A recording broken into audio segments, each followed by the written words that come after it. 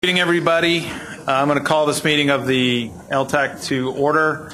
Remember that when you speak, there's a microphone in front of you. If the red light's on, you're being recorded. If it's not, you're not. We are being video recorded and webcast out to the state, so P's and Q's should be minded.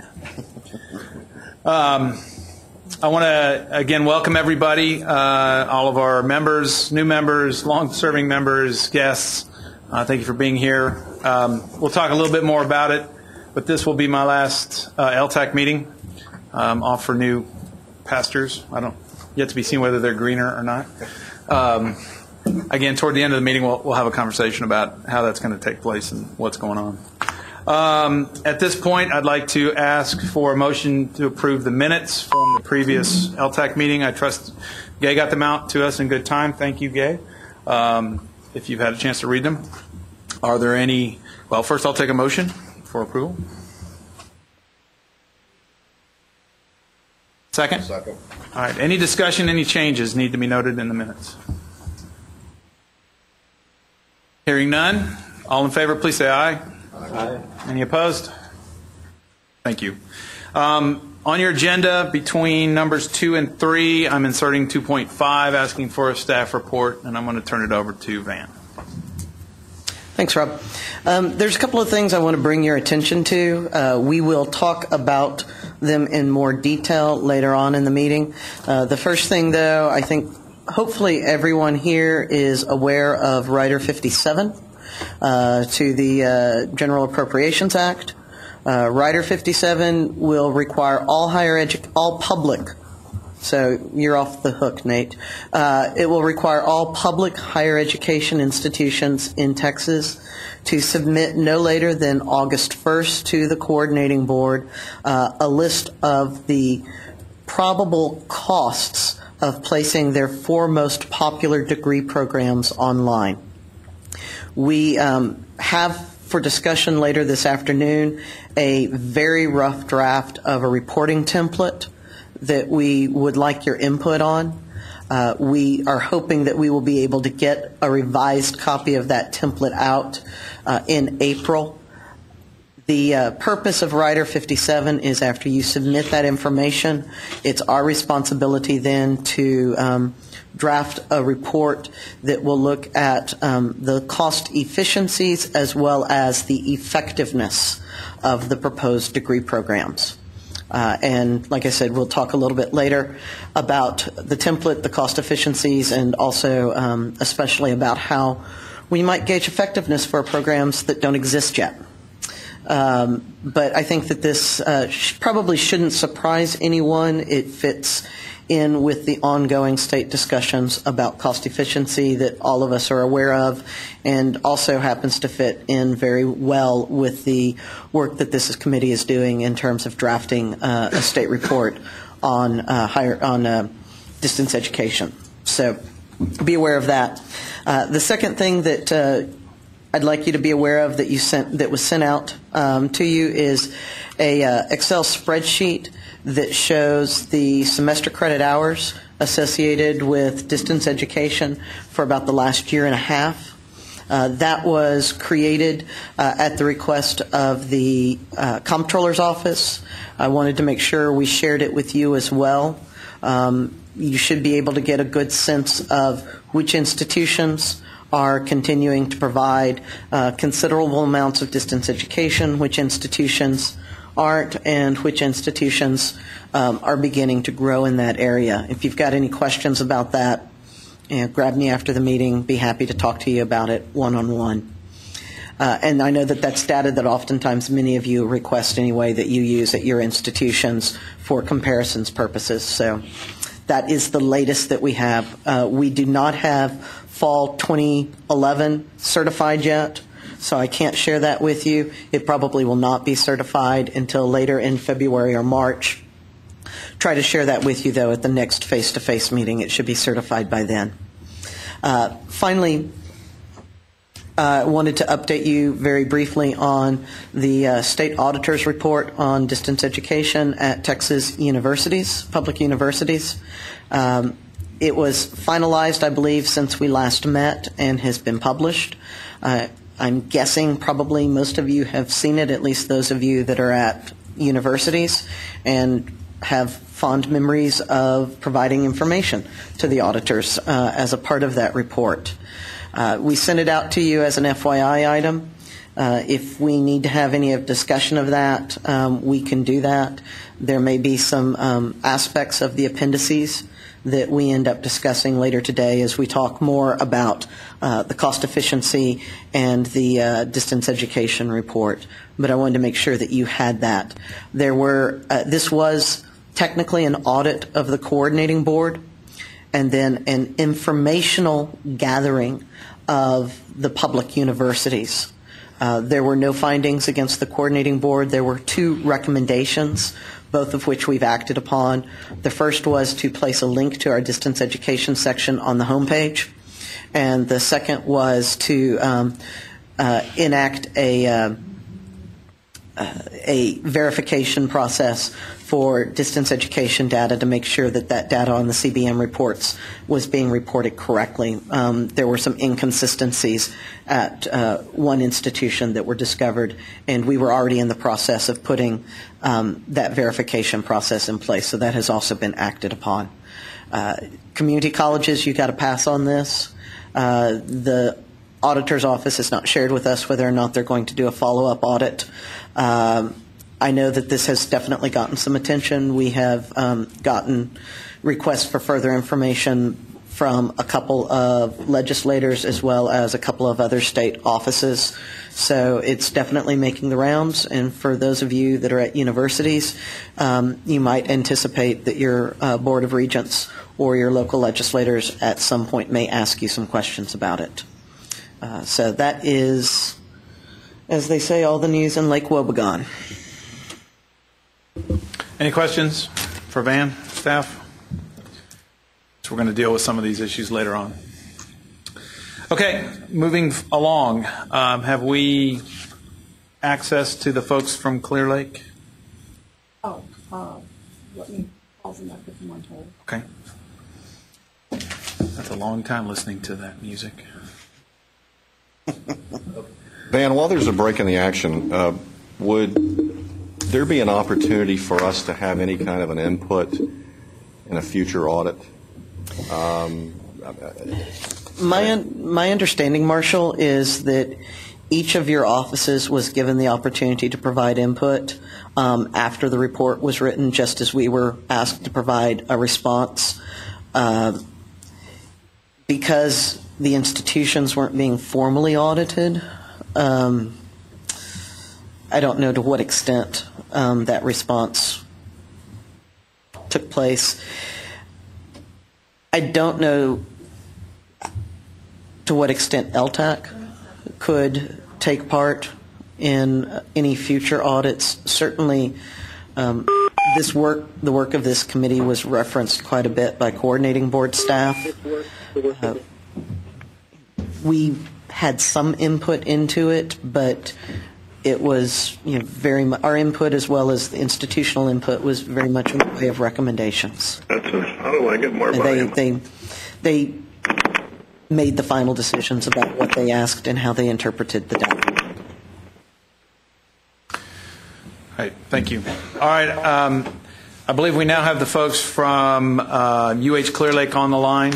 If that's the case, can y'all please introduce yourself?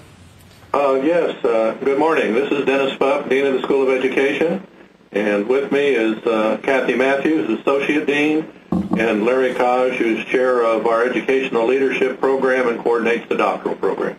Great, thank you and welcome. Thank you. As we move through this discussion of your proposal, just recognizing the limitations of technology, if I could ask you to mute your phone, that will help us as we go back and forth. All right, next item on the agenda is discussion of proposed distance education doctorate of education with a major in educational leadership from UH Clear Lake. The doctoral subcommittee has reviewed that proposal, and I'm going to ask Bhagya to review their discussions. So the subcommittee did go over the proposal that was given to us. It's a it's a face-to-face program being offered in Cinco Ranch, and I think the way we looked at the proposal was it was a very, very well-written proposal. I mean, the template was just awesome. I don't think we had any problems with any of the points given in the proposal except for one additional information that we needed, and that was the URL for the library resources that Marshall did give it to us. So other than that, the subcommittee did approve the proposal. If anybody else has any questions, I think you are now welcome to ask. Are there any questions for our friends from Clear Lake? Well, folks, this could be one of the shortest discussions we've ever had. Congratulations. At this time, I'm going to ask for a motion to accept the proposal from UH Clear Lake. I move to accept the proposal from UH Clear Lake for the doctorate at Cinco Ranch. Thank you. Second? Any discussion? All in favor, please say aye. Aye. Any opposed? Any abstentions?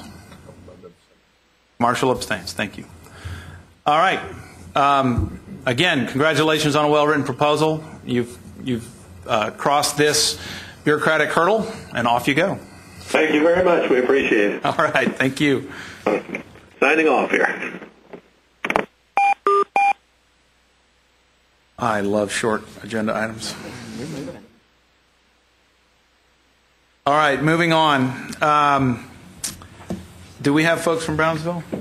No, we're going to need to pull it. Okay. Bhagya? What are we doing with this one? Pulling it. You need to make the recommendation. Just We're going to table it to the next meeting. The next one, it's the proposal for distance education doctorate with a major in curriculum instruction from UT Brownsville. We'll be tabling it for the next meeting whenever we have it. It's going to be a virtual meeting. Great, thank you. That's 2 quick items down. We're burning through this agenda. That's the fun stuff's ahead. That's right. All right, folks. Now, the next item on the agenda is a presentation and discussion by Mark Milliron from Western Governors University, Texas. We're very pleased that he was able to make time to come visit us. He is the inaugural chancellor of WGU Texas. We asked him here because in our last meeting we had a lot of conversations about the impact of WGU Texas, their role, their mission, and we thought it best to simply ask them to come and talk to us. So, Mark.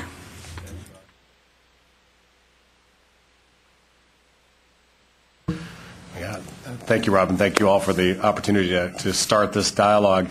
And we really do hope that the conversation with Western Governors University, Texas, across the state of Texas, is one of a dialogue, because we want to be part of the family of higher education solution providers reaching and teaching thousands of students for years to come. What I thought might be useful today, and Rob, I think, is circulating 2 background documents. One is the annual report from our national organization, which we are heavily scaffolded by in our startup phases, and the other is the kind of slick brochure explaining Western Governors University, Texas, more specifically, just to give you something written and tangible that you can play with. What I thought I'd do today is take a little bit of time to talk about the general model. The general model of Western Governors University writ large and our kind of our infrastructure, a little bit about our state model specifically and how we're going to be reaching out, and then talk, hopefully kind of burst through some of the misconceptions and then open it up for a dialogue, if that makes sense. So just to kind of understand Western Governors writ large, we were founded by the 19 Western Governors with a very focused mission to provide affordable, accessible, high-quality educational solutions, in particular to underserved populations. We were challenged to leverage technology to do that, and we were challenged to try to create an infrastructure that could be leveraged by all the Western states. In the beginning, I think the governors had a initial purpose of thinking that this would be useful for rural students in particular. And as it turned out, as many of you know well from the history of distance learning and online learning, it actually turned out to be a time shift issue for people who lived even 3 miles away from a campus. In essence, the idea that we are a nonprofit committed to 2 key goals. One is providing those educational opportunities, and 2, to championing something called competency-based education, or what you might call learning-centered education. And just to talk about how that model works for us. What we do is we take a degree program, and we have 50 degree program areas, bachelor's and master's. We don't do associates, and we do not do doctorates. We never intend to be a research institution. We focus our efforts on phase 1 is pulling together academics and industry professionals in that degree area. So, for example, we have a bachelor's and master's in IT and in information assurance, cybersecurity. We would pull some of the best industry folks we could find together with the best academics. They would then look at that degree profile and break it down into what we call competency units. Those competency units are what should a student know and be able to do by the end of that degree pathway. And once you break that down into its component parts, you then get very clear about those competency units, what they need to know and what they need to be able to do. Once you've done that, and so a typical degree program is anywhere from 100 to 140 competency units, we then have another group that are specialists in instructional technology who go find digital courseware that is the best in the business that we can find that actually helps an independent learner achieve those competencies. So as much as possible, digital resources that would help a student achieve those competencies. Then we have another group that are specialists in assessment, psychometricians and the like, that find the assessments that tell us a student has achieved those competencies, and wherever possible we rely on industry certifications. So for a good example, somebody getting a bachelor's of IT with us will in general leave with between 4 and 6 industry certifications in addition to their bachelor's degree on the other side. Nursing is the same way. We try to get all the child certifications that would lead up to the degree are built into that degree as well. Some people have called this the unbundling, and in essence what we've tried to do is try to get a very rock-solid infrastructure to be clear about what they're expected to learn, the resources that are available to them, and then the assessments that tell us that they have actually achieved those competencies, which allow us to make our model work. And then from there, what we do is we hire all full-time faculty. We don't use adjuncts. And the faculty's role is to serve as student mentors, one-on-one guides. They work as synthesizers, discussers, and marshalers of the resources of those individual students. And they take those students on basically 6-month learning journeys as they go towards those competencies. But where we begin is probably something that's pretty interesting for folks, because we assume a very basic beginning assumption for us is that people come to us knowing different things with the ability to learn at different rates. So we don't have a set model that everybody has to go through in 4-month chunks. What we do is we say if somebody's coming back from the military with significant training in EMT or whatever it might be, and they're going into our nursing program, if they're coming back with IT training, is we look at our competency units and they work with the enrollment counselors and our faculty mentors to say which of those competency units might have you already mastered. And if they make the assessment that person's ready, they take the assessment then. And we give them the competency units, and they begin where they begin. If they already know that, they shouldn't have to sit through a learning experience, some of which they could be teaching, what we find out with some of the, especially people who are coming back from the military and in other places.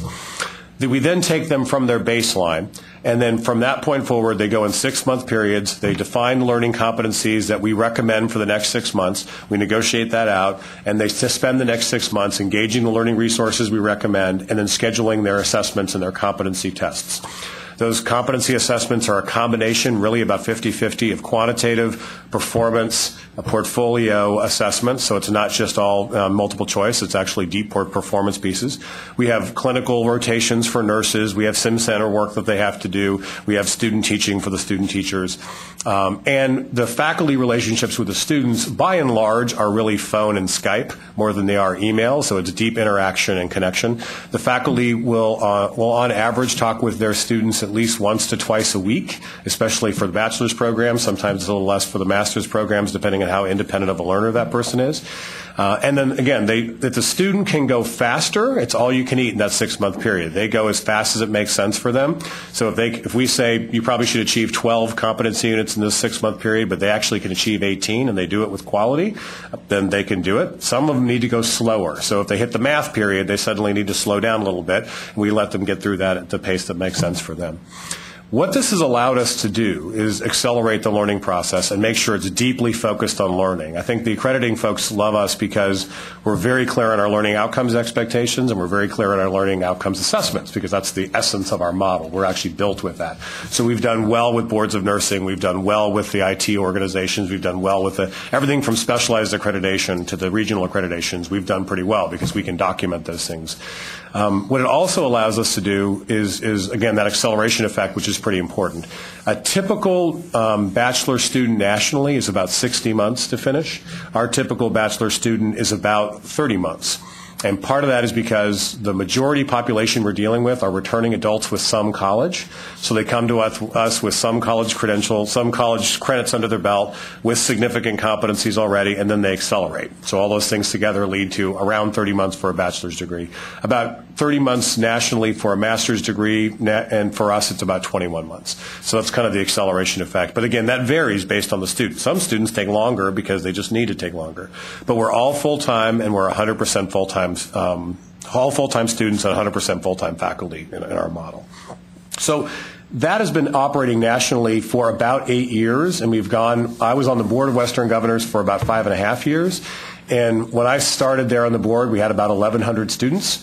And now Western Governors National is about 30,000 students and is growing at about 30% year over year, with well over 95% student satisfaction, 95% employer satisfaction, really kind of deep connections. We actually have, if you look at the last 2 pages of the annual report, we outscore a significant number of on-ground institutions for NESE scores. So our student engagement scores are quite high, which you can imagine because we have a lot of faculty-student interaction as we're doing it. The state models came around is essentially because of a couple of driving needs. And we've only done 3, and we have no urge to do many more. In fact, we're probably going to take a deep breath because Texas is so big, and it's going to take us a while to make sure we do this one right. Indiana came around, and again, we're in all 50 states, and we also serve the militaries who are around the world, but we're predominantly national. And we're incredibly low cost. So we're at $6,000 a year as our typical tuition, and we are completely self-sustaining on tuition. We do not take anything else from other sources. That's the way our model actually works. It took us about $40 million of startup money to get ourselves up to the place of self-sustaining, and now that model is completely self-sustaining. Again, we've been around for about 8.5 years accredited. We've been around for about, I think, 15 years total. But the real model we're working with now is about anywhere from 6 to 8 years old, and again, is growing pretty robustly. The first state model was Indiana, and it came around because Governor Daniels in Indiana saw the economic development reports that said he had close to 1 million people, a little over 800,000 people, that had some college, no degree, and were about to lose their jobs. And their jobs were not going to be coming back. They needed to get significantly upskilled if they were going to move into the economy, and a significant number of job openings that required higher level credentials. And meanwhile, his universities were capped. They couldn't take any more students to be able to reach that population. And so he was on the board of Western Governors, and he said, it still isn't enough. My folks need you in the state to know that you're part of the state university system. So can we bring you in as a part of the state university system and welcome you to the family of our providers with the proviso that we want you to focus on adult learners who have the completion have a completion goal. And so they came into the state specifically to do that, and they've come from, I think, 200 students at the time to now close to 2,000 students in about 18 months, and we've hit exactly the population they wanted to hit. Nationally, our average is 36. Our average student is 36. Of course, that has a huge standard deviation on either side. Our typical students are between about 25 and 55, and they typically are what I would call successful strivers. They're people who are on a path to try to move themselves up. They typically are working. and they typically have kids. So you know the population that we're talking about. We do not go after first-time freshmen. We are not trying to go after the 18 and 22-year-olds at all. In fact, we think for folks who want to have the on-campus experience with dorms and the rest, there are great universities to do that. We want folks to be able to have that experience.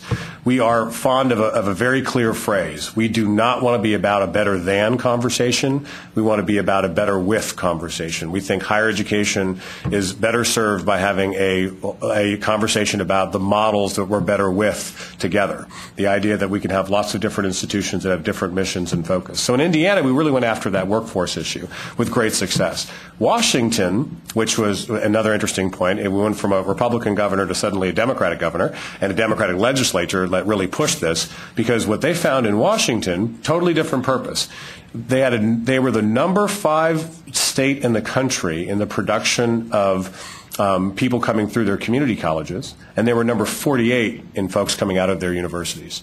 And huge problem for them. And then they took a step back and said, even more challenging for them, the number 1 destination for transfer students in the state of Washington had become University of Phoenix. And so their community college students were most often choosing University of Phoenix, and the modal student was not finishing their bachelor's, and they were leaving with between $30,000 and $40,000 of debt. And so they said, we're not fulfilling our public function. We have to do something. The universities didn't have the seats to be able to keep up with what was happening. And so they said, let's bring in Western governors to go after that population. And again, when we started in that state a little over 8 months ago, there were about 400 students in Western Governors University. There are now about 2,200 students in Western Governors University, Washington, and 1,500 of them are community college graduates. So again, going after the very focus that they were supposed to go after within that state. In Texas, the conversation was pretty bipartisan, actually. It was a combination of Governor Perry together with Senator Zaffarini and Representative Branch. They were the real champions behind Western Governors Texas, with the dual goals of economic development and the transfer option for students within this state. And in particular, to see if Western Governors could help be a part of the conversation to champion college completion.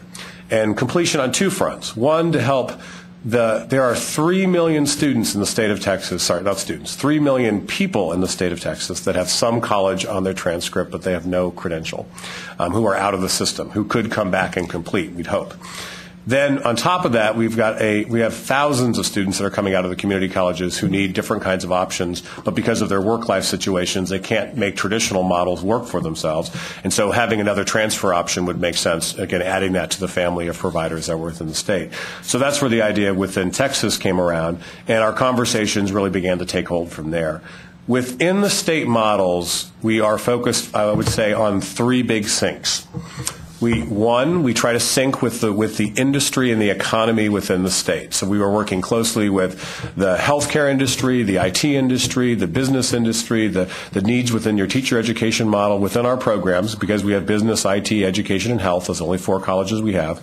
And we want to make sure that our competency maps are actually synced so that when our students come out, they are ready for the jobs that are going to be available. And so we really want to open that dialogue with the employers within the state.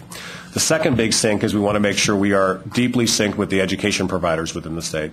So we have pretty quickly signed one of the most robust transfer articulation agreements with all the community colleges in the state of Texas. We've worked very closely with the Texas Association of Community Colleges. And we are in the process now of developing regional partnerships with the community colleges. So we've worked with ACC, we've worked with, we're talking right now with folks in Dallas, Tarrant County, Houston, South Texas, and others around what are the specific programmatic partnerships and what are the dialogues that we can have. And one of the key things we're talking about is, can we partner around the completion agenda? Because what we want to be is a voice to encourage students to finish their associates before they transfer.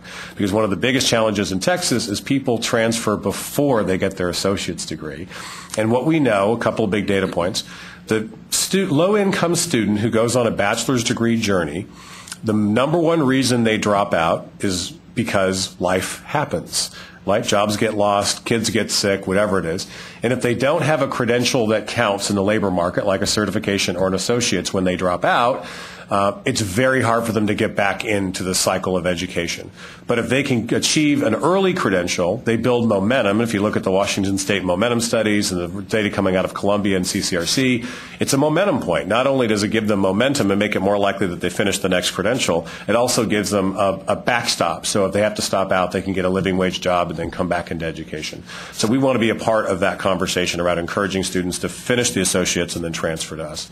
And then for us, it is smart in terms of our student outreach, because a student who achieves their associate's degree is literally twice as likely to finish their bachelor's degree.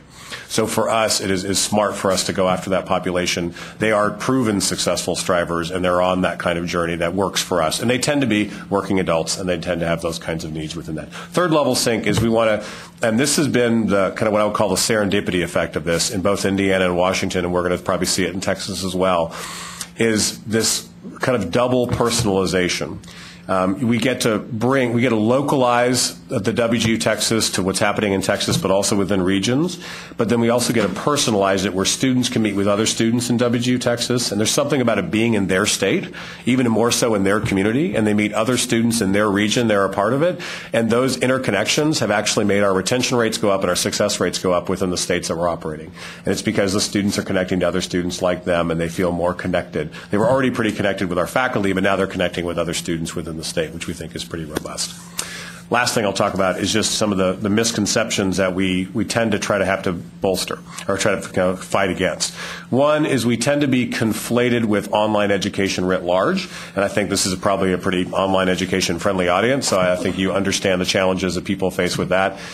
I think the fact that we leverage online tools is probably the least interesting thing about us.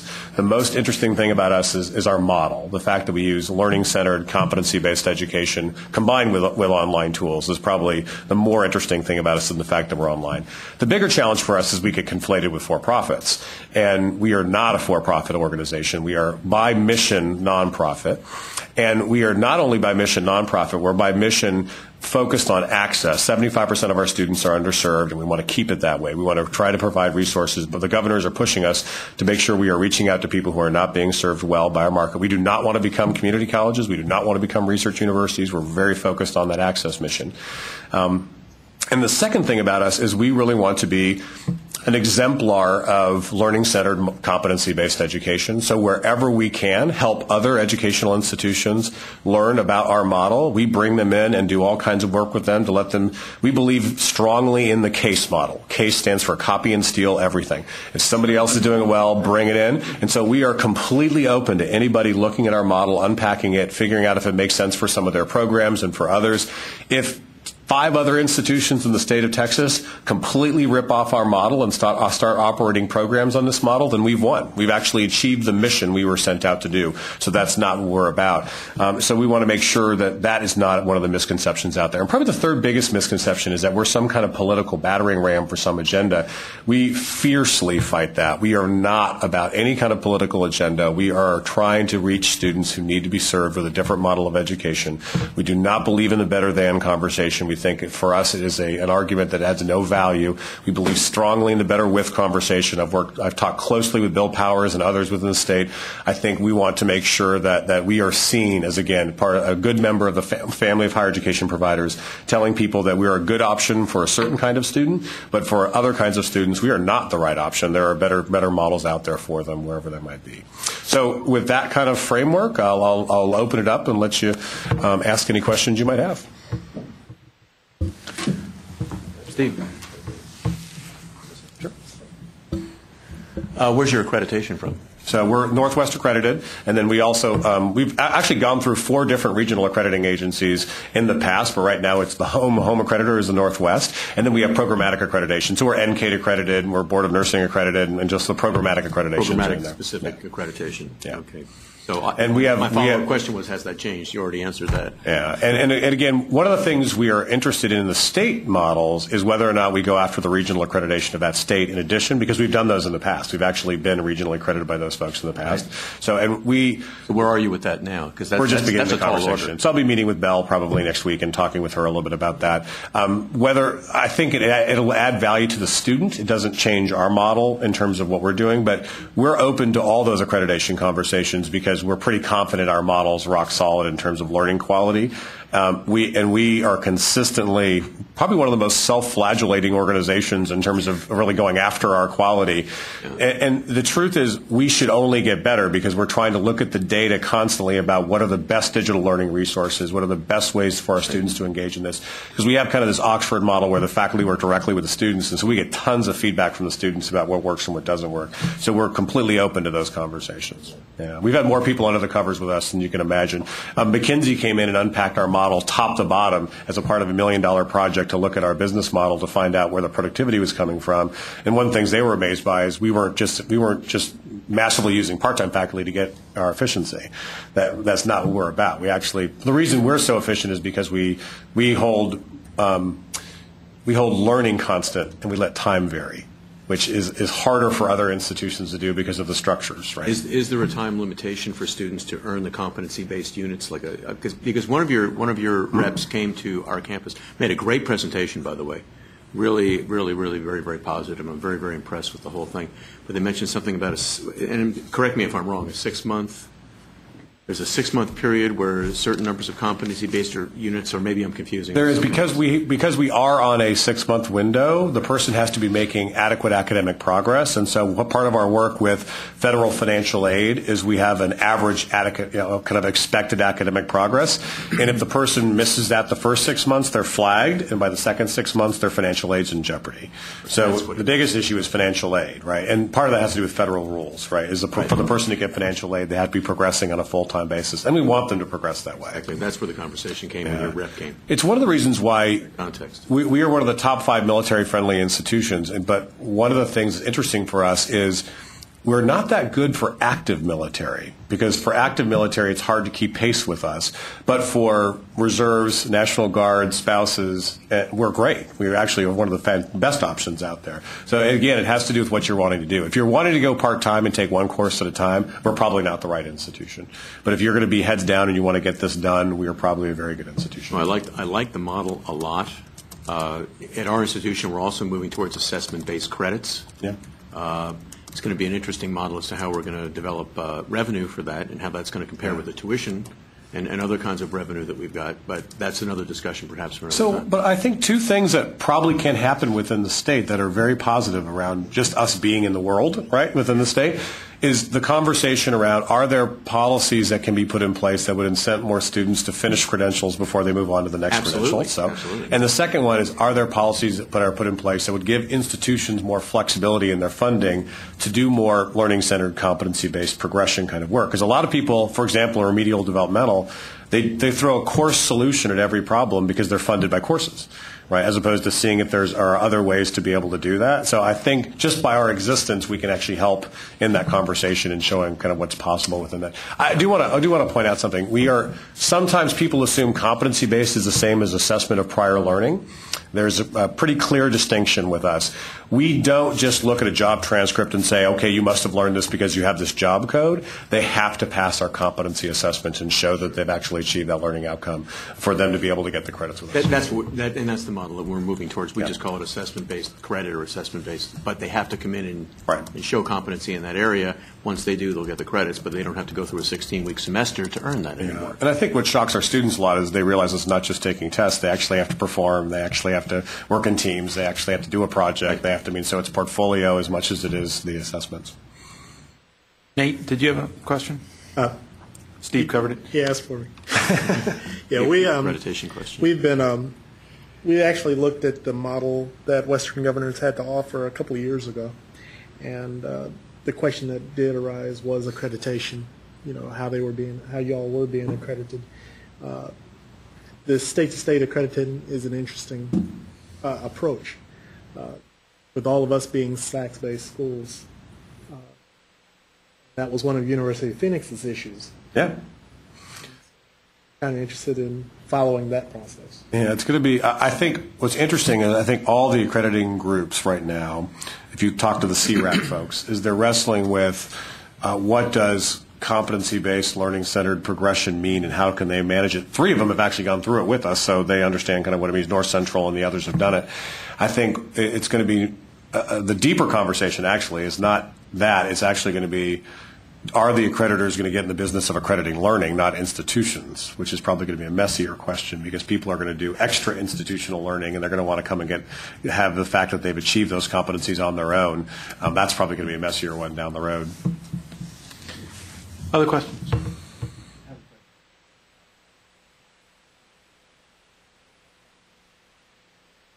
You make sure your mic's on.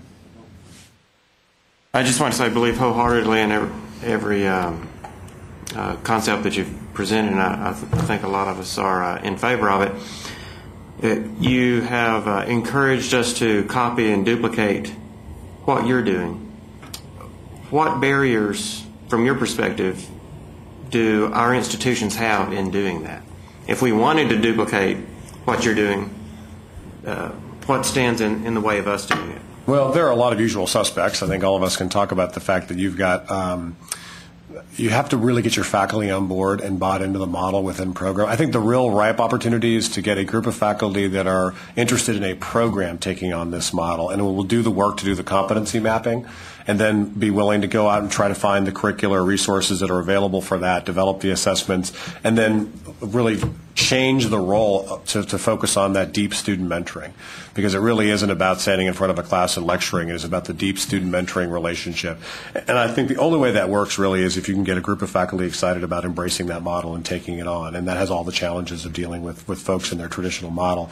The biggest challenge within all this is people accepting that there are other ways that people can learn, which is interesting because we all kind of know that. But I think these are classic battles within higher education, kind of understanding whether or not that would make sense. I think there are folks who are nervous about this model because it would change the way they're doing things right now, which is not unique to us. That is something this group has probably wrestled with for a very long time, just with general distance learning, online learning, and all the rest, right? What about the question of our funding? We are funded through semester credit hours. How's that going to play for your basic state college? So I do think what's interesting is I do think the regents are beginning to wrestle with this issue of can you do progression-based funding that's not focused on course progression or seat time. And I think that's one of those standing conversations that is worth keeping in the mix. And I think it's also one of the reasons we've met with with Senator Zaffarini's staff and with the governor's office. One of the things that they're interested in is showing that this can be done with quality, and it's worth having a conversation about how we're funding to see if there are models that you all can begin to adopt that would show the same kind of opportunity for other kinds of students. Would anybody say it's possible now, given our funding models, if we wanted to do this immediately?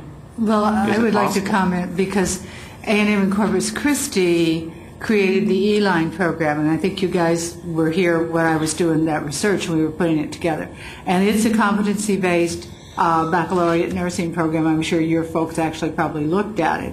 And it ends up in semester credit hours, but the reporting to the coordinating board is by modules, and they worked with us to assure the funding during the development. And so the coordinating board has a history of working through that and how you can do it, and then going on for reimbursement. It's generally exceptions and backward mapping, right? But again, yeah. The other barriers, I think, are one is developing the skill set and curation of really strong curricular resources, finding those really strong curricular resources, and then finding people who can really find those rock solid assessments that can tell you that those things are going to be accreditation proof, profession proof, and the rest. And that's just a matter of getting the right horsepower in to be able to do that. Randy, to respond to your question about whether or not the state can move, an institution can move to outcome-based funding, one of the things that came out of the last legislative session was that we are supposed to do a pilot study on what outcome-based funding for degree programs would look like. And there's some very initial conversations that that might be piloted with 2 institutions that are in the process of developing a competency-based applied baccalaureate degree. What I do think is interesting is I have not presented to a group in the state of Texas yet where I have not been, maybe this one will be the different one, but where somebody afterwards hasn't pulled me aside and said, boy, my brother, sister, cousin, aunt, daughter, really this is the perfect model for them. They've been waiting for something like this. This is exactly what they need. Can I get your card? Can I get your information? It's just one of those kind of pent-up need things. I really do think we're hitting a group of students that need a different kind of option. So I think there are students out there who would be open to this kind of option, and it's probably going to be useful for a time to stand it up. Let me ask a question here, and this is actually a question for Van. Can you talk about the role of the entrance of WGU Texas in the broader coordinating board's completion agenda? Well, I think that what we see is that WGU Texas, and I like Mark's language, that it's better with, not better than. We know as an agency, and everyone sitting around this table knows, that our Closing the Gaps agenda is an audacious agenda. We know that we have a lot more students than what we can educate right now. There are plenty of students to go around. The state has a lot of folks that need to get a bachelor's degree. And all of you have heard me quote that same 3 million plus number of adults with some college credit but no degree here in Texas. So I think from our perspective, we're interested in seeing all of the different models that can come to bear on the challenges of getting Texas students to complete their bachelor's degree, and especially the challenge of getting adults to go back and finish their degree after they've stopped out. And I'll speak personally here. I'm now taking off my coordinating board hat, so let me make that clear. Adult degree completion, all of you that have had any conversations with me know that adult degree completion is a significant passion for me. And the Grad Texas program has been sort of the fulfillment of 5 very hard years of work since I got here. I see WGU Texas's entrance into that degree completion environment as not a contradiction or a competition to the state's Grad Texas initiative, but a very nice complement to it, because I think, again, we've got more than 3 million Texans that have some college credit and no degree. There are more than enough people to go around. And the idea of moving to outcomes-based funding is something that the agency is very interested in. That's no big surprise or secret. The idea of exploring competency-based education is something that we're very interested in, and have institutions that are actively talking about it. So this, we see WGU Texas as another partner in the slew of partners that we have in advancing the goals of closing the gaps and getting more Texans educated so they can get better jobs, they can make a better living for their families, and we have a greater likelihood of their kids finishing high school and going off to college and significantly changing the economic and the social systems in Texas so that it can continue to be one of the most competitive economies in the world. I have a question. I don't know if my light's now it's on. I have a question, Mark. And I haven't looked at your literature, but talk a bit about your gen ed requirements, how you handle that, and do you do competency-based gen ed? Yeah. So. Okay. We work hard at the liberal arts gen ed core of what we do, and in fact, when I talk about us being a self-flagellating organization, we're never satisfied with that. We're constantly trying to get better at it, and we're right now going on what we're calling our Math Manhattan project, and then we're going after the gen ed, critical thinking, creative writing, all those kind of pieces against it. Our students have to do a lot of communicating. They have to do a lot of writing. They have to do a lot of critical thinking and processing. So we're trying to build that across the curriculum into the competencies in general, but then we want to be able to, in some ways, nail the gen ed competencies And so we don't think we're great at it right now, but we're good. And I think we're getting better at it as we go. We would love, as you take on that kind of work, we'd love partners in that process because we want to explore that even further. What's nice is I think there are more digital learning resources around general education than ever before.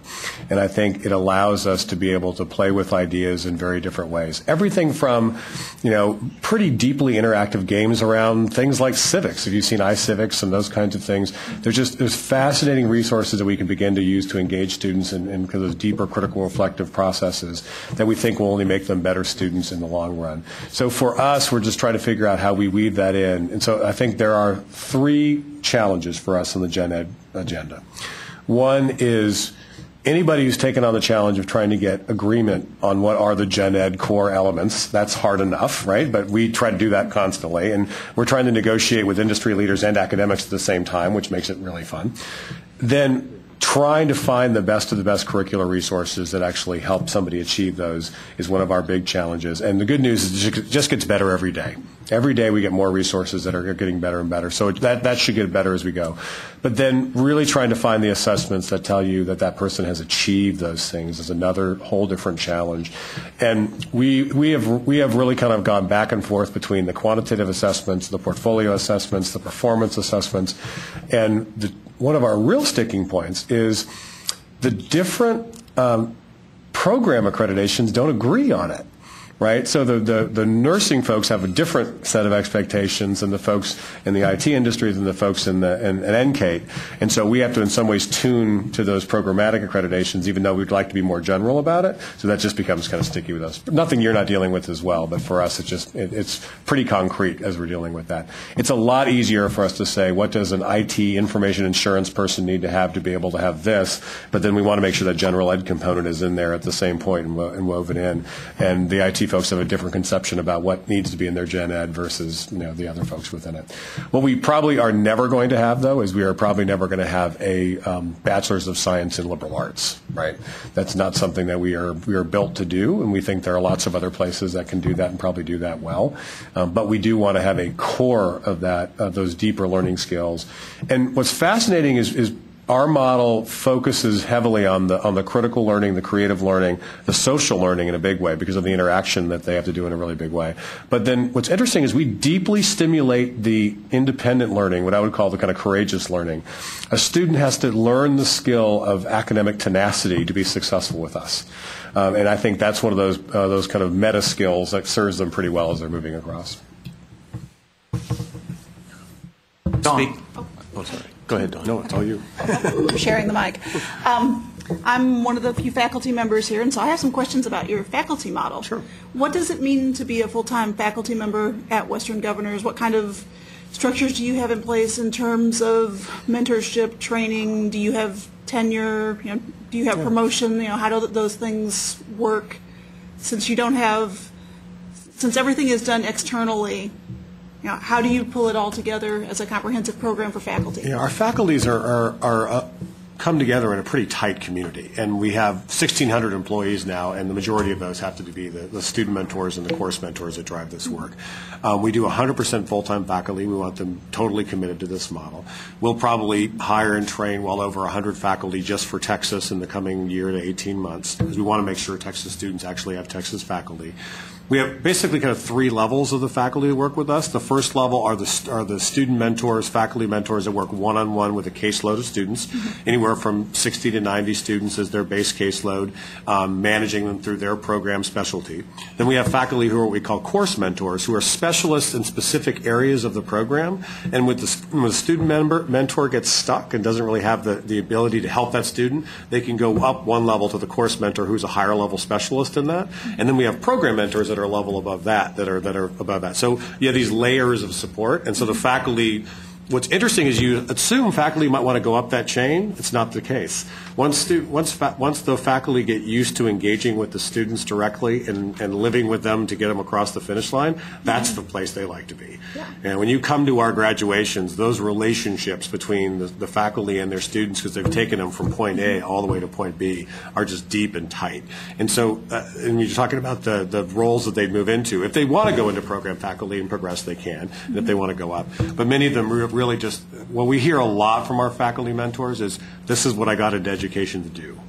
Right, I wanted to have these kind of relationships and do this kind of work. And we don't do tenure, but we do, our things are all based on contract and performance. And again, they get tons of information about how well they're doing, and they're engaged in the conversations about what our expectations are. So are they annual contracts then? Annual contracts, yeah. We have no problem attracting faculty, and we try to be as competitive as we can within the market.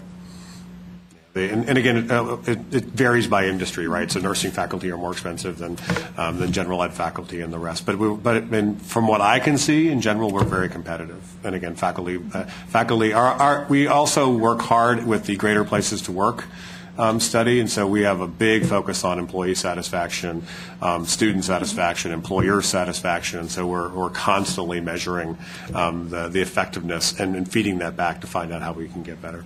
And as far as professional development, you have ongoing programs to keep your folks up to date with technologies you use? We do. In fact, the training challenge is part of the biggest thing, is making sure that they're kept up to date on the different resources that are available. And what's nice is they can tell us, they can be a part of the feedback loop to tell us, this competency really doesn't hit what it needs to hit. And so once that feedback comes in, it goes to the program council. We really pound that to find out if it's true.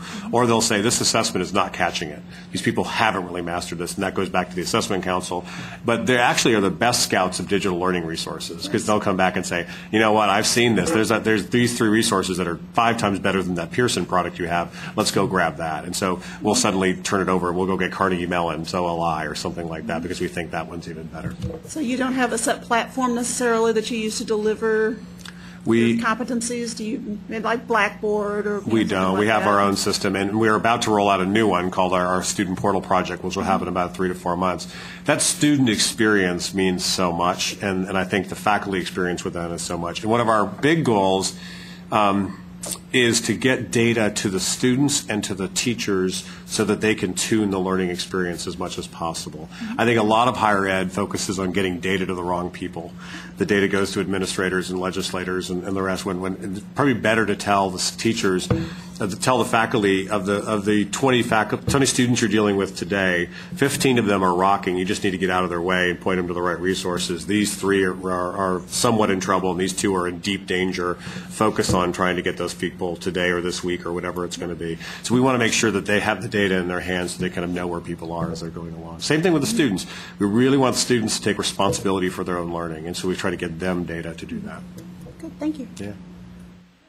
Question about the faculty.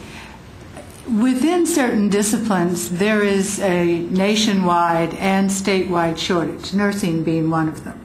Faculty are very hard to come by that have doctoral degrees. So now we have, and no offense to you, but now there's another competition within the state for that very scarce resource, where we have programs already struggling to maintain the competency and sufficient faculty to maintain that. Yeah. And so I guess one thing I query is how you choose the programs to focus on, and it is a little distressing in a way that we see something starting that again makes it even harder for the state institutions that are already here trying to do that. So a couple things. We don't start a program unless we know there's a significant need for the jobs in that area and that there would be a progression for folks in that area. So the Health College, for example, came about because a combination of the healthcare associations and especially HCA, Tenet, those folks all came to us and said, we're going to have some real challenges. We'd love for you to look at nursing, look at informatics, look at healthcare management, and see if there are things you could do in that area. And so we worked with them closely and studied it for almost 5 years before we decided to move on it, and then decided that it made sense for us to go ahead and take off after that and build those competency models. I think for us in the nursing, for example, one of the most important things we did is we put a track in for the MSN for nurse educators. And part of it was because they were saying, The gap to get to the PhD was a lot of people who are at the RN, BSN level weren't getting up to the MSN level to be able to go to the PhD, and the gap we could fill, because we're not going to go to the PhD, was to actually get people up to that MSN level so they could move up to the PhD level if it was going to be there. So that is part of our pathway within it. But I think the other important thing is, in general, we're not going after the same student. We're going after a different student population. I disagree with that. Yeah. We have a fully online master's program in nursing, as do most of the public schools in the state, and we're going after the same students. It's the same faculty, the same students. I would definitely argue we're going after probably have the same faculty options, but we're also a different model. So if different faculty would be attracted to us for different reasons, and students would be attracted to us for different reasons, probably. I would disagree with that, based on what I know about the programs that are out there and how the online faculty work with these students in there. It's the same type of nurturing and mentoring. The difference is in a semester credit versus mastering a competency. But the competencies still have to be there in order to meet the accreditation. They're wound up within the learning outcomes. Especially in medical. It doesn't go away. Especially medical and IT. I also question the whole thing with nurse educator, because if you put together a nurse educator track, if it's really focused on education, then what are they going to teach within the discipline? What happened to OB or med-surg or any of that? And that's one that many of the schools in the state have also struggled with and what to do with that. And a lot of our focus had to be with the partnerships with the community colleges in particular, and the real need for ADN to BSN, kind of progression within that. But I mean, make no mistake about it, that the hospital associations in particular have been big proponents of our work. So we have 400 plus folks from HCA that are in our program right now, and they love the outcomes of our folks. So we're only doing it because there's a need. And I think with us, again, I do think there's enough need, as you were saying, as Van was saying before. I think the challenge for us is to make sure that there are lots of good options for people who are out there. Other questions? Mark. There we go. You mentioned earlier that you'd like to work with us, partner with us, and that your resources were available and you'd share information, but how would we go about doing that? For example, if we're curious about, you said that you've gone out and found the best resources to deliver a particular set of competencies, or how do we go about learning that? So we have a family of community relations managers within the state, and we just, depending on your region, we have a different person who would be your key point of contact, and so just let's talk. Start the conversation. We'll loop you in. Great, thanks. And in general, the state coordinator of that is a woman named Dr. Wendy Prater, who is our community relations manager who manages those folks around the state. Mark, you talked about the digital resources that you use. Could you speak to how you leverage the cost and address some of the cost for those resources? So an important thing that we learned, and again, this is from us going after the data, is that one of the top reasons people were having challenges meeting the competency expectations in our model was people were not buying the digital resources or digital and the curricular resources and trying to do it on their own because they didn't have the money to buy the digital resources. So one of the things we did over the course of the last 2 years is we actually built all of our digital learning resources into the cost of tuition. So we have our tuition includes all the access to the digital learning resources that are available. We converted everything we possibly could to digital, so it would be easier for the students to be able to pull it up, so we could build that cost in, and because we wanted to get that barrier out of the way for the students. And I think, again, it's only getting better the more we have the access. The other thing we're doing is we are pretty ecumenical on the resources, meaning we firmly believe in the notion of kind of build, buy, share, which is there's some great stuff out there from the publishers, but it's got to be digital, and it's got to be modular, and we've got to map to our competencies. There's some really good stuff emerging in the open content world that we want to leverage wherever we possibly can, but there are only 4 OLI courses. There's only a certain set of those, and there's a lot of junk drawer effect in the open content movement, and I think we're getting better at trying to pull that stuff together, and I think all of you have probably felt that pain. And you know, whether you're talking to the folks at Creative Commons or whatever else it is, everyone's trying to bring order to that world to figure out how you can pull those together in a smart, curated way. So we're part of that mix. So we're willing to use publisher content, open content, and then build if we need to. We try whenever possible not to build. We're trying to find stuff that's already out there that can be leveraged at scale, because our model, we want to be able to scale pretty quickly against it.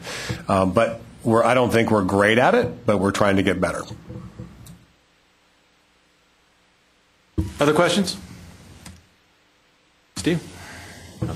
Let me be the first to keep your batting average of 1,000 alive, because my daughter, I think, would benefit greatly from your program. She's already certified teacher, but she wants to earn a master's degree, and I saw your listings of different programs that you have, and they look terrific. I'm going to talk to her about it. That's great. But that's a comment. My question is, do you assess students, much like Smarter Measure does or some of the other assessment tools that are available, do you assess a student's capability of succeeding in an online environment prior to bringing that student in, or what kind of, if you do, what do you use? That question. You know, we are constantly trying to refine our intake process, because we do not want somebody to start in our model who's not likely to succeed in our model. We want to give them all the information right up front. So we are not open admission. It's not everybody who comes in. So they have to go through a review process with us.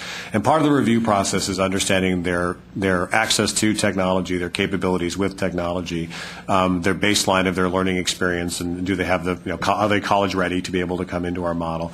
And then the likelihood of their being successful in terms of being an independent learner. Right. Because there are some people who just are used to the kind of spray and pray, take a test model, and that's what they want.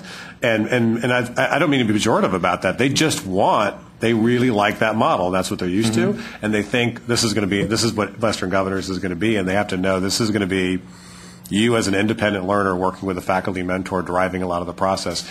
And they have to get that reality therapy before they start. And so we try to go through that as a part of the intake process. So we've gone through probably 15 iterations of intake processes and surveys to try to get better and better at that. Like I said, I think we're probably good. We're not great at that, and we're trying to get even better. I think the more the analytics come along, the better we're going to get. So you use an assessment that you've developed at WGU. You don't use and analytics that we've used to help build that assessment, right?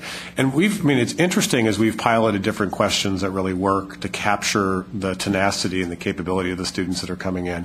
But one of the things that's pretty clear is we are a great solution for somebody who has some college, who is aspirational. They know what they want, and they're pretty driven toward that kind of goal.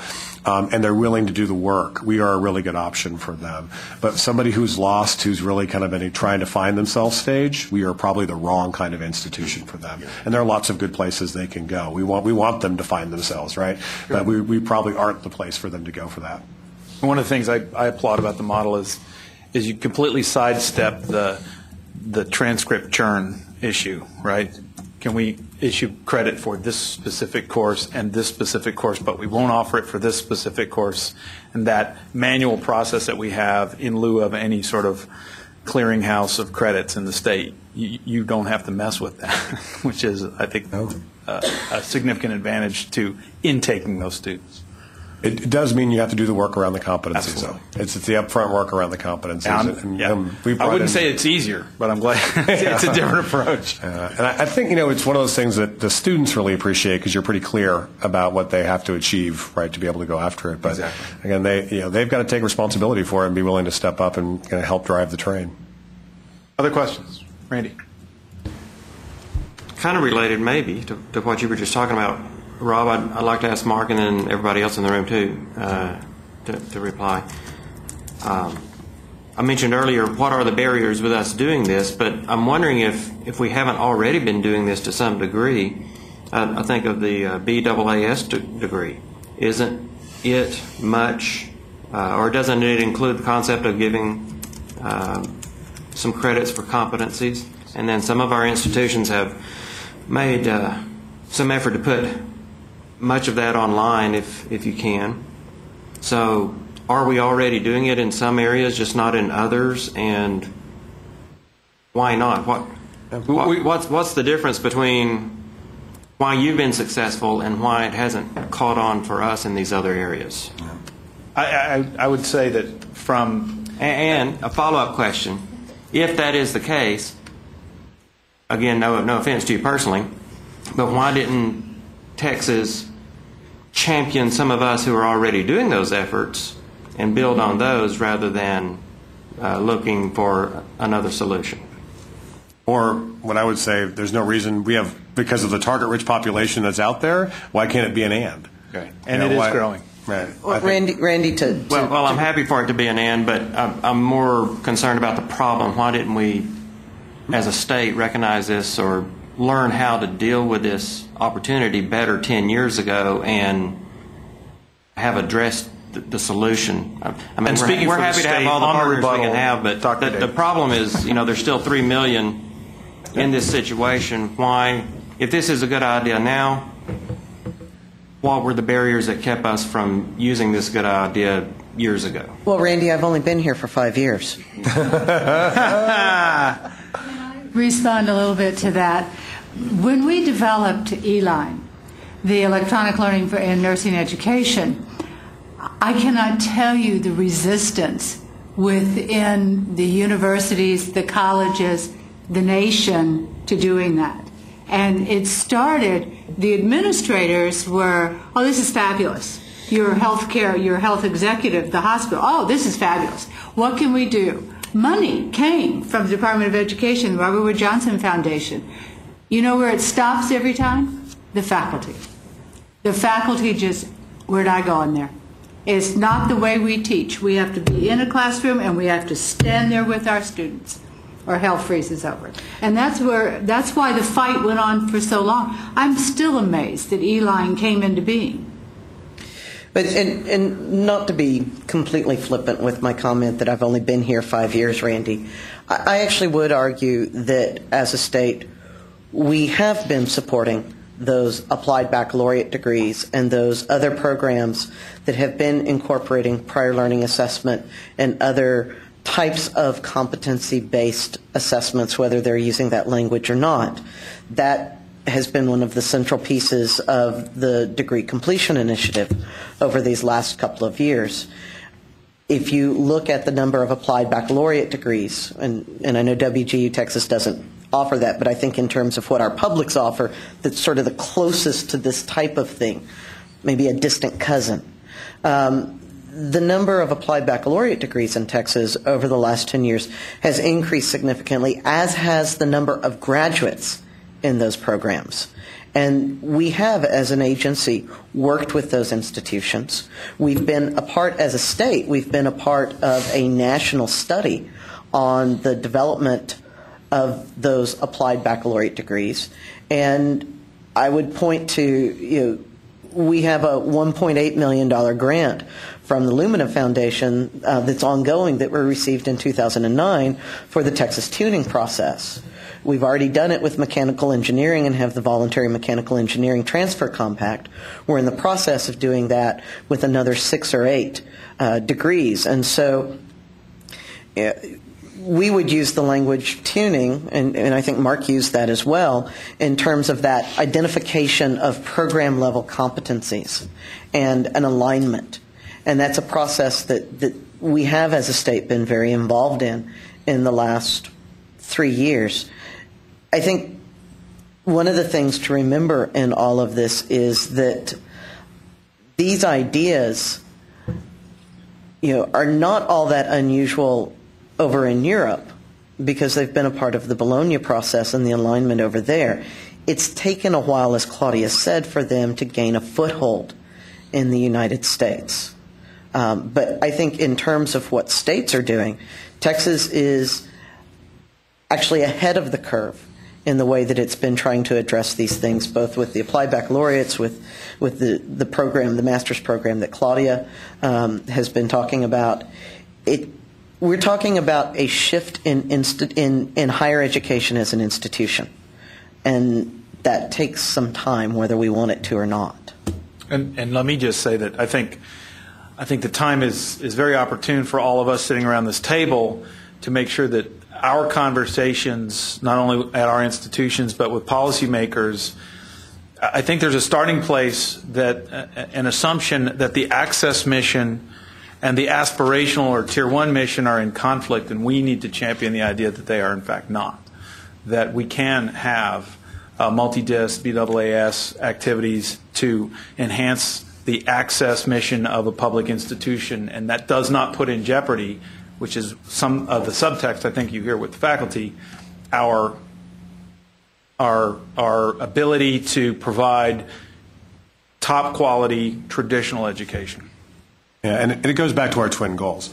If we are radically successful in Texas with Western Governors University, Texas, we will, at our greatest aspiration, touch 1% of the 3 million folks that we're talking about. But that's only half of the success. The other half of the success is we hope we catalyze this conversation so that you all can serve another 10% of those folks in powerful, powerful ways. And I think that's a win for the state. Our job is to be a positive, productive catalyst of that conversation, but at the same time, really meet the needs of folks today as much as we possibly can. All right. Well, can I just say one more comment? I appreciate that attitude, and I think that all of us around the table understand that, and all of the paradigm shifts and the timing has got to be right and all this. However, I think we need tools and talking points and ways to address this carefully to bring all that back to our institutions, because, like you say, some of them, Rob, are seeing this as a conflict. And I was driving in late at night, so I'm not sure I read the billboard accurately, but coming into Austin, there was a big billboard with the WGU logo on it that says, "The Online Institution for Texas." So there's different messages going out there. We want cooperation, but if we're putting our money behind one and saying it is the online institution for Texas, everyone around this room representing all the institutions in Texas who have been working hard on all of these concepts, we need to make sure that we, I think as a state, craft our message, the way you have, to say that it's with and not in competition, or however you say it, with and not better than. Right. But that billboard seemed to make me think that it's better than, and there is now one, and the other guys are not the one. Just a comment. All right. I want to take this opportunity to thank Mark for spending an hour. I think we've all walking away with a deeper knowledge of WGU Texas, WGU in general, the model, the role they're going to play in the state of Texas as we move forward. So at this point, if we can give him our thanks. And we will be breaking for lunch, which is currently being set out.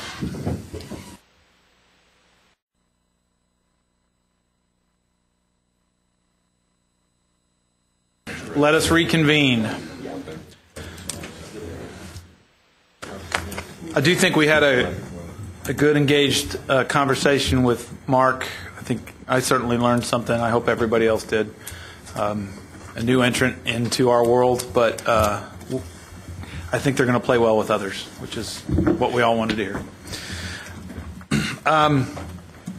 Next on the agenda is number 9. However, I'm going to jump that a little bit and put in number 8.5. As I mentioned at the beginning of the meeting, I'm going to be leaving UT San Antonio. I am going to, therefore, need to hang up my LTAC spurs because I'm not going to another state institution. If you guys want to talk to me about where I'm going, I'm happy to give you a conversation, watch your jaws drop, but I'm... you got to tell them. I'm going to go work for Blackboard. I'm going to be... See? Watch those jaws drop. And before you start throwing stuff... yeah, well... Let me tell you about Blackboard 9.0. Hey, believe me, I know. Now, I want to be very clear. I want to be very clear that I'm going to be on the consulting side of the house and a small consultancy that they're building that is relatively product agnostic. It's not about the LMS. So I'll be your lightning rod if you want to complain, because now you know somebody that works at Blackboard other than a sales guy. But it's not my job.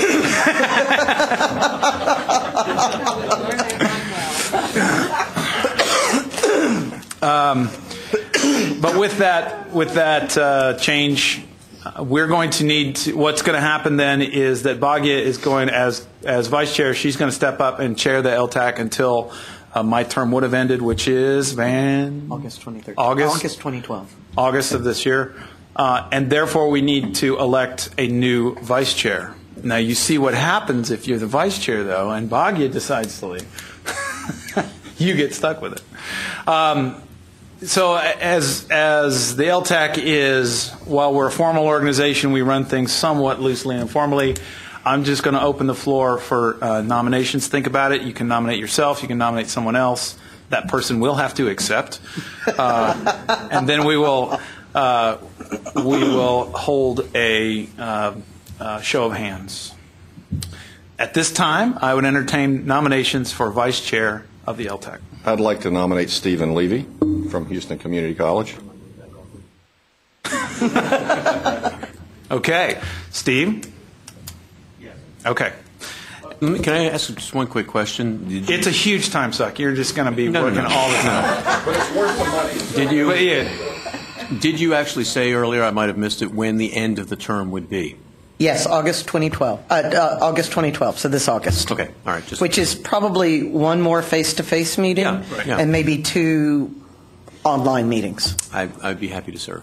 Great. Are there other nominations? I want to make sure. Need a second for Steve. Yeah, and we need a second for Steve. Thank you, ma'am. Good. Other nominations? Seeing none, I'll ask for a voice vote. All in favor of Steve as vice chair of the LTAC, please say aye. Aye. Any opposed? All right. Congratulations, condolences, etc. Yeah, one abstention. Right. You can vote for yourself. Victory party at Steve's house. Yeah. Woo. And let us all congratulate Bhagya on her ascension to the throne.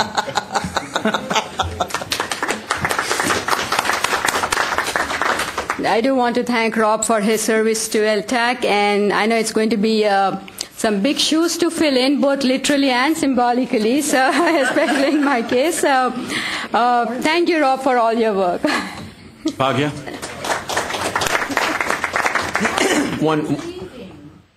That means I'm the person that has the history? You got it. That's kind of scary. That means you can't leave. I think, don't I end in August this year? Yes, you do. Yeah, I do. It's a changing of the guard. I think I do, too. I mean, I've been The old reappointed school as folks Vivian are Hansel. departing. Yeah. Wow. Bhagya, just don't leave before August, okay? Just. And if so, is there like a Speaker of the House who's third in line? No, it goes back to a plebiscite. Okay. All right. Thank you. That deals with succession. Next item is discussion of Rider 57. You heard a little bit of intro from Van this morning, and I'm going to turn the floor back over to Van. So you received in the email a Word document and an Excel file. I want to bring your attention first to the Word document, which would be the instructions, and remind you that this is a draft, a very much a working draft of this document. On the first page of the instructions, there is actually the Rider language, so let's take a look at it real quickly. Using funds appropriated by this Act, not later than August 1st, 2012, each public institution of higher education receiving appropriations under this Act, which means all of you, except Nate gets off the hook, shall submit to the Higher Education Coordinating Board a study of the costs, making available online 4 of the institution's most popular degree plans as determined by the institution. Each institution's reported cost study must include the methodology used for the cost study and an explanation of each expense listed in the study. The coordinating board shall use new and existing data, including performance measures, ongoing research studies, and survey data to evaluate probable student outcomes for online degree plans identified by the institutions. The coordinating board shall, 1, analyze and compare all reported cost studies under this section and corresponding student outcomes to determine the most efficient and effective of the proposed online degree plans among those institutions generally, and 2, notify each institution of its conclusions. So what we'd like you to take a look at today, and we really are relying upon your expertise. Because you're the people that know this at your institutions better than anyone else, and honestly, you're the ones that are probably going to get this.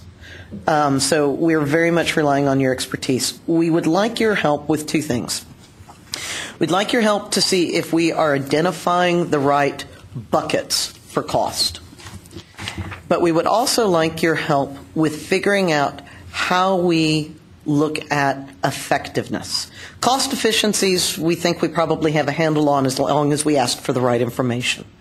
The more challenging piece to this is how do we determine the effectiveness of probable student learning outcomes for programs that don't exist online yet? And specifically, is there information that we need to ask you for in order to be able to do that? We have a one-shot chance at gathering information from you. We have to have this information by August 1st. We want to make sure that you have ample time to respond. Although there's not a due date for our report, we're going to try to have it done in time, I believe, for our October board meeting, which means a September strategic planning and policy meeting, which means having this report done probably the end of August. So we're not going to have time to go back and resurvey you. So we've got a one-shot chance at getting the data that we need, and we want your assistance in helping us think through the appropriate data. Why don't we start with what is probably at least easier and more straightforward, and that's the cost piece. If you could take a look at the spreadsheet,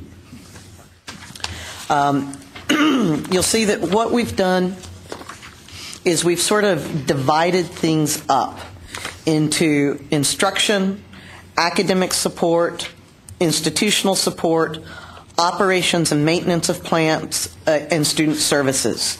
And those broad cost categories are the cost categories that NACUBO uses. So those are going to be the broad cost categories that your business office is the most familiar with. What we then have tried to do is graft onto that what the buckets might be in each of those categories. I suspect that we have missed quite a few, and we may have some on here that aren't necessary. So if we could just take a look at it and let me know. I guess we can start with instruction costs. Right now we are listing faculty salaries, faculty stipends, thinking for folks that are developing courses, if you're doing stipends, and some of y'all are, and faculty release time for course development are the 3 things that we have listed as instructional costs associated with distance education. And this is online, and the writer does specify online. Are there other instructional costs that we should be considering that we've missed here? Yeah, I think you need to include cost of teaching assistants. Yeah, that's exactly where I was Because, going. I mean, if you're looking for the most popular, they're going to be programs that have scaled, probably have large enrollments, probably have teaching assistants that are also supporting instruction.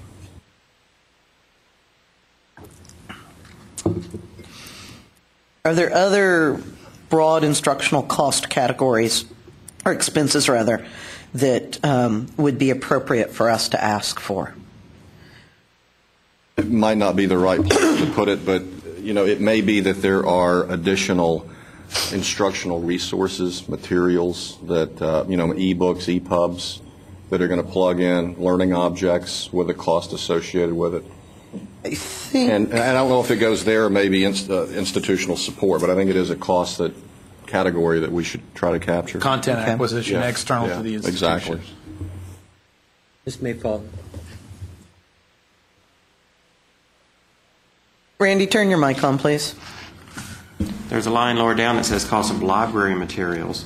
Maybe a similar line that says cost of other instructional materials.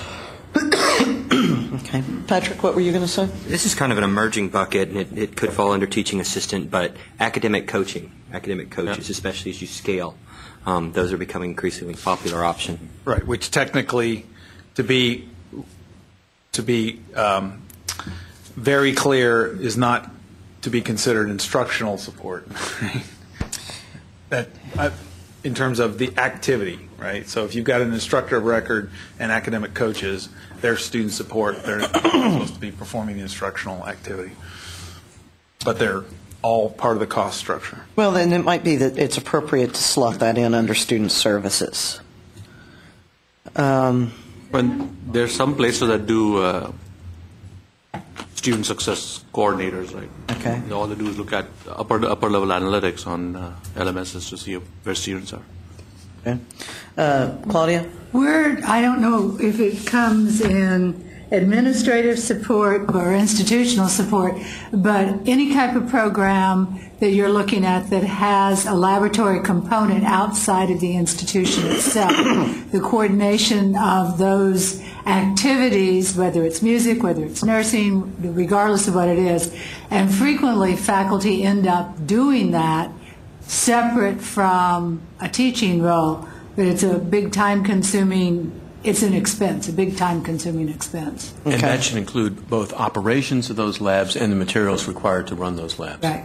So there should be two subcategories there, too. You also have Paula, Mike. You also have with internships and practicums for distance students that have to be handled, and those particularly in education. So there's some costs that are instructional with that. Okay. I have another. Can I, wait, before you do that, Sure. Are you putting travel with what she just said? Nope. Because if you have practicums and they're all over the state, you got to go all over the state. Okay. Steve? Hold on just a second. I'm just jotting a note down. I'm sorry, just to make sure I don't forget it. Where is faculty training on this? Please tell me we didn't leave that off. Because as I'm sure most of you have, probably not all of you have. Yeah, we left it off. We have a fairly intensive faculty training program that they have to go through before being able to even be permitted, faculty to be permitted to teach one of our distance ed courses. And, when we get into issues where it is essentially an infrastructure cost, I think, as the instructions indicate, being able to clearly enunciate how one allocated that. So when I look at LMS, right, that's an institutional purchase. How is one allocating that? Is it by course? Is it by student FTE? What is your calculation? Because these are program costs, and you didn't buy an LMS for the program. You bought it for the institution, and they're running a whole number of programs on that LMS. But you'd have to apportion it out based on that. And my point is, based on SCH or something. We like need that to all be very clear in saying what our methodology was about apportioning it out. Right. Well, and that is one reason why we're specifically asking for the calculation methodology. Now, this is a question that has come up within our internal discussions, and that is, how capable do you feel like that you are on your institutions to be able to do just that with things like the LMS and other institutional-wide systems, to be able to figure out what the possible cost per unit or cost per additional student would be? Making sure my mic is on. I think you're exactly right, and no agenda item in the last 3 or 4 years that I've been coming to this meeting has generated as much institutional attention as this agenda item has, from my perspective. And so my question is, the process that we're going through. I have some requests at home to have some internal meetings with our CFOs to make sure that they have input into this process as well. So the question is, what is the process for providing input? Is it today and that's it, or you're going to give us a couple of weeks to work on this? I think and give you feedback back, and you can use it or not. Our goal is, yes, we can give you time to go back to your institutions. Our goal is to be able to have this out in April. We want to be mindful that we give you plenty of time to respond to this as your institution on your institutions, because Some of you may be in better positions than others to calculate out these costs. And some of you, it may take a little bit of time to do it. We're also very mindful that everyone around this table has gone through some significant budget cuts and FTE cuts. So I think what we can do is, this is February 3rd. If we could have this back by February 20th, that'll give us, that gives you about a week and a half. That'll give us time to look at it, deconstruct it, figure out what we need to do, and still should give us time to perhaps run it by some other folks. Paul, I know you're lurking in the back there. Do you think that that'll be enough time? Okay. And that, by the way, the guy in the blue shirt there is Paul Turcott, and Paul is who is helping us in planning and accountability in putting this together.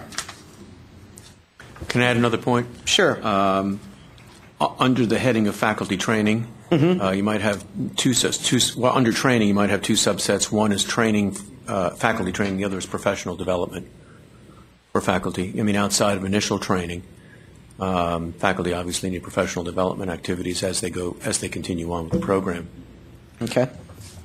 Ben, I also hope we get very specific ideas and instructions so that we calculate this the same way, because there's so many ways to calculate it.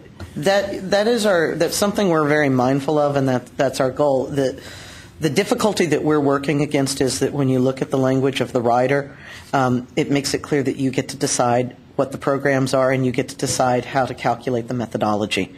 What we want to do, though, is give you as much suggestions as possible so that the data that we get back is a little bit more consistent than perhaps what we've seen with some other recent state reports.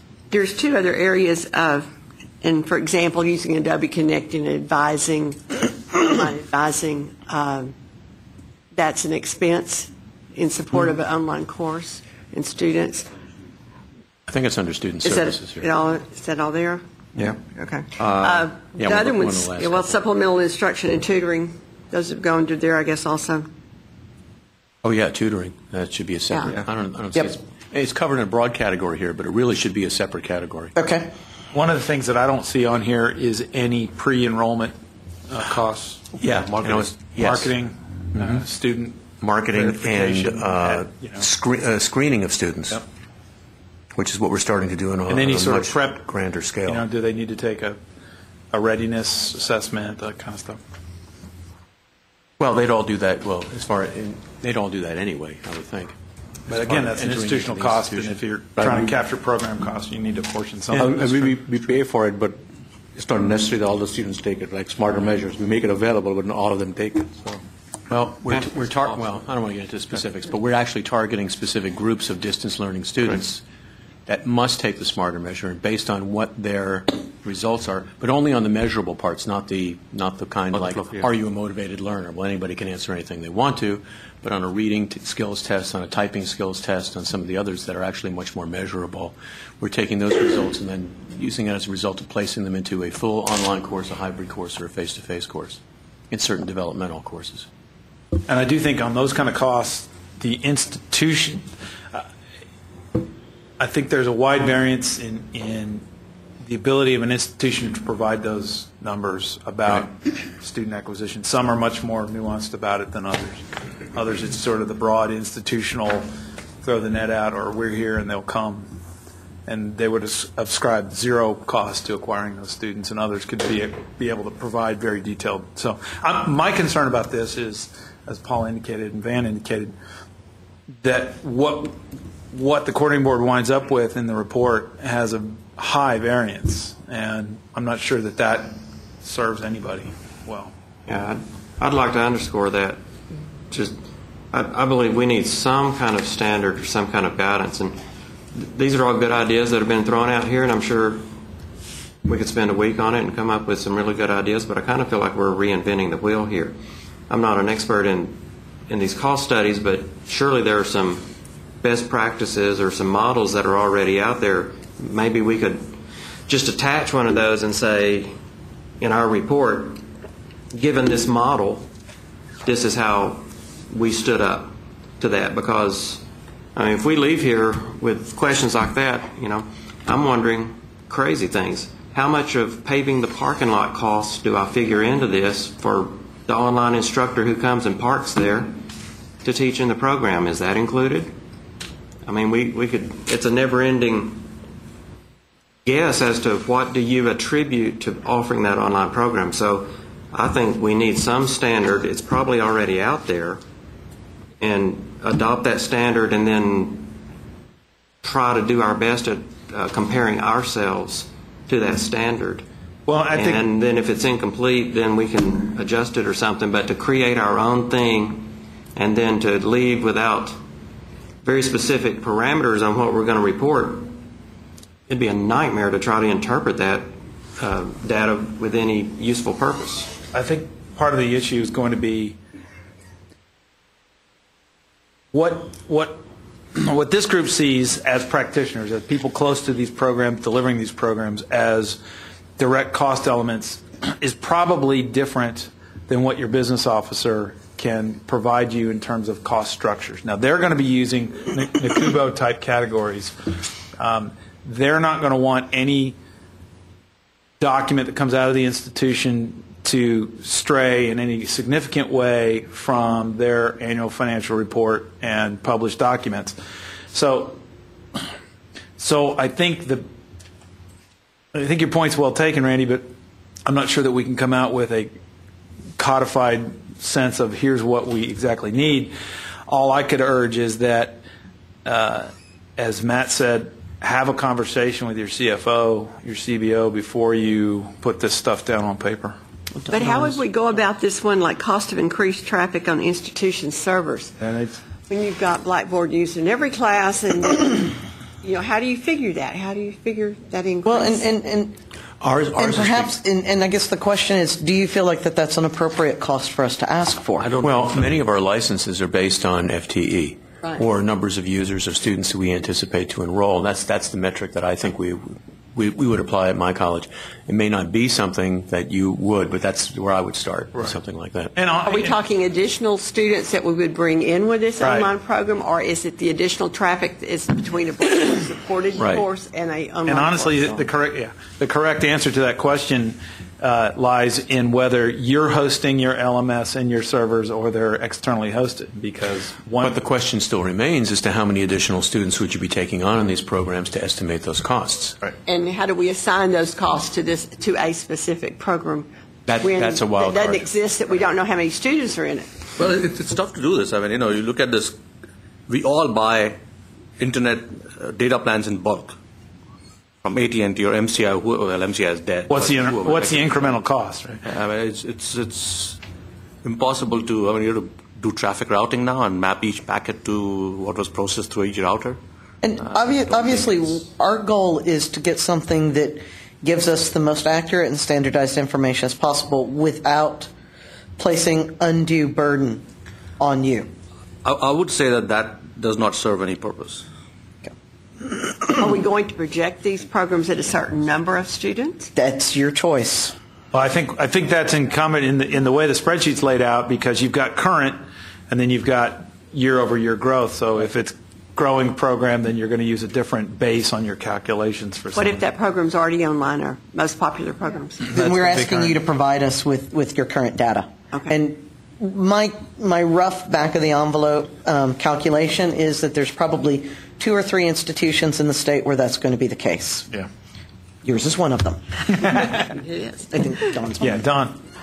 My question was, what's the ultimate purpose of collecting these data? Because what I'm thinking, what we're looking at right now is an Excel spreadsheet. And so this is great for quantitative data. But what we're seeing from this discussion is that qualitative data is going to be extremely important in understanding this. And so I'm wondering if maybe what we really need are 2 different forms. Maybe you have one like this where you put numbers in, and then there's some kind of report that accompanies it that explains how you did that, because that would be useful in comparing and contrasting what different institutions are doing, and then we can code those data and see what is it that institution A is doing versus B? Is this more efficient? Why are you doing it that way? Maybe it's the nature of your institution or your program or whatever. Right. Well, if 2 answers to that. First of all, If you look at the spreadsheet after the boxes, there is a larger box that would expand as large as it needed to that asks for the explanation for the program cost methodology. In terms of the broader perspective of what is the ultimate use of this information, we will then be tasked with, as an agency, with creating a report that will go to the legislature that looks at the cost efficiency, but also looks at the probable effectiveness of these programs. And I suspect you're probably looking at the person that's going to have to write that. We are in the process of asking for some clarification from this writer's sponsor. We don't have that information yet. We're hoping that once we get some clarification from her and her staff, we'll have a little bit better idea of what the underlying purpose of this report is, and we'll be able to address that then. Because honestly, when we have that conversation on our campuses with our CFO, that's going to be one of the first questions, as it always is. Who's asking and what do they want it for? We know. We're very aware of that, and we're very aware that can oftentimes color the information as well as the presentation of the information. Given that we specifically have some leeway. Pick Yes. your four most popular programs. Well, Yes. Yes, we know. Matt and Steve and Mark.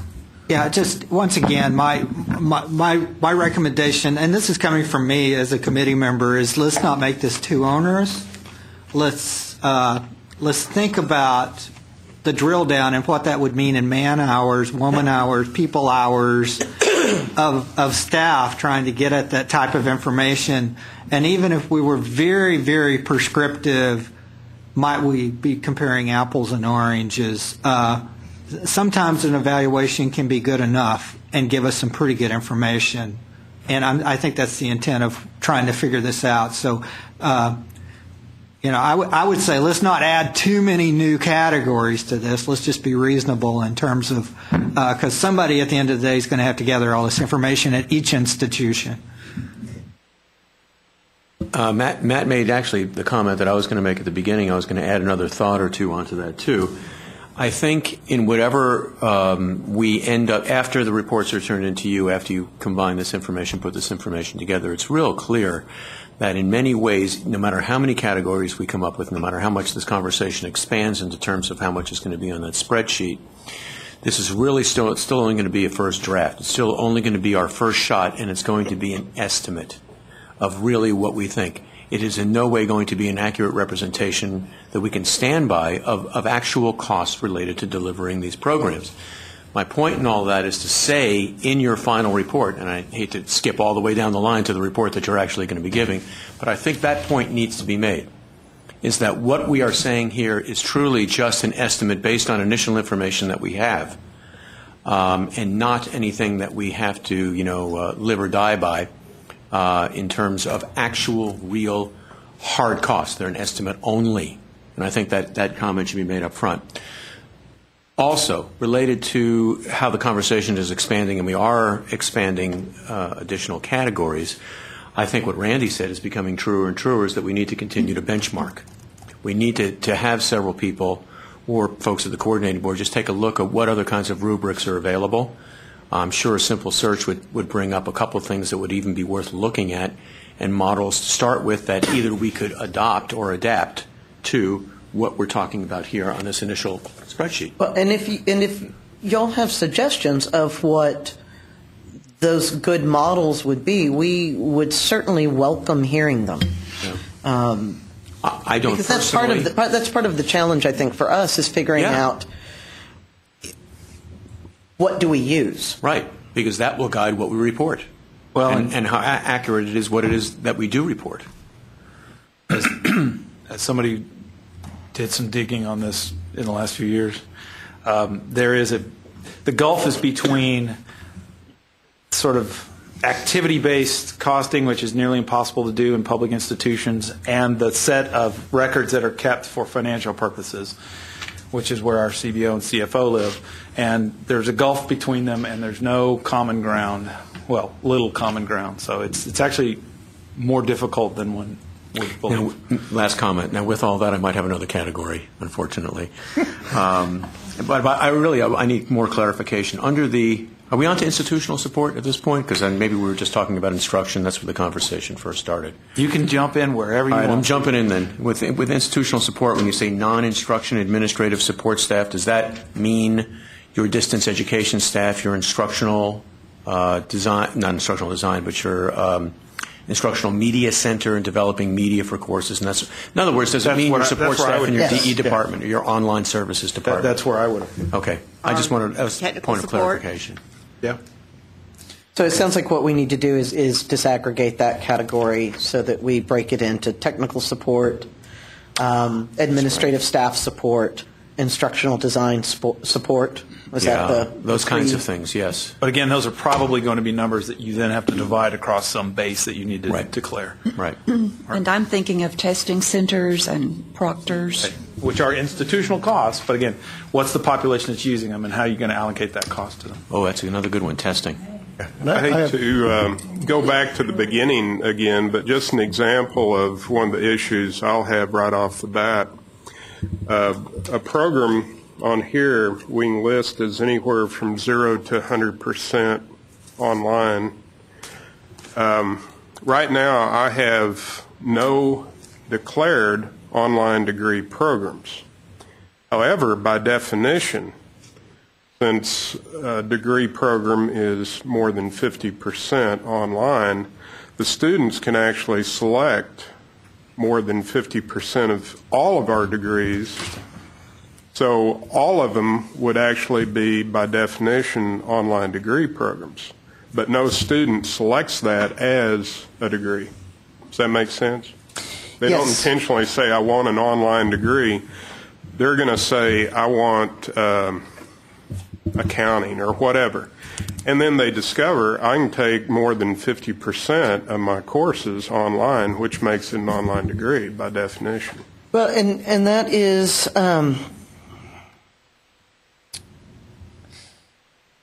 one of the challenges here. And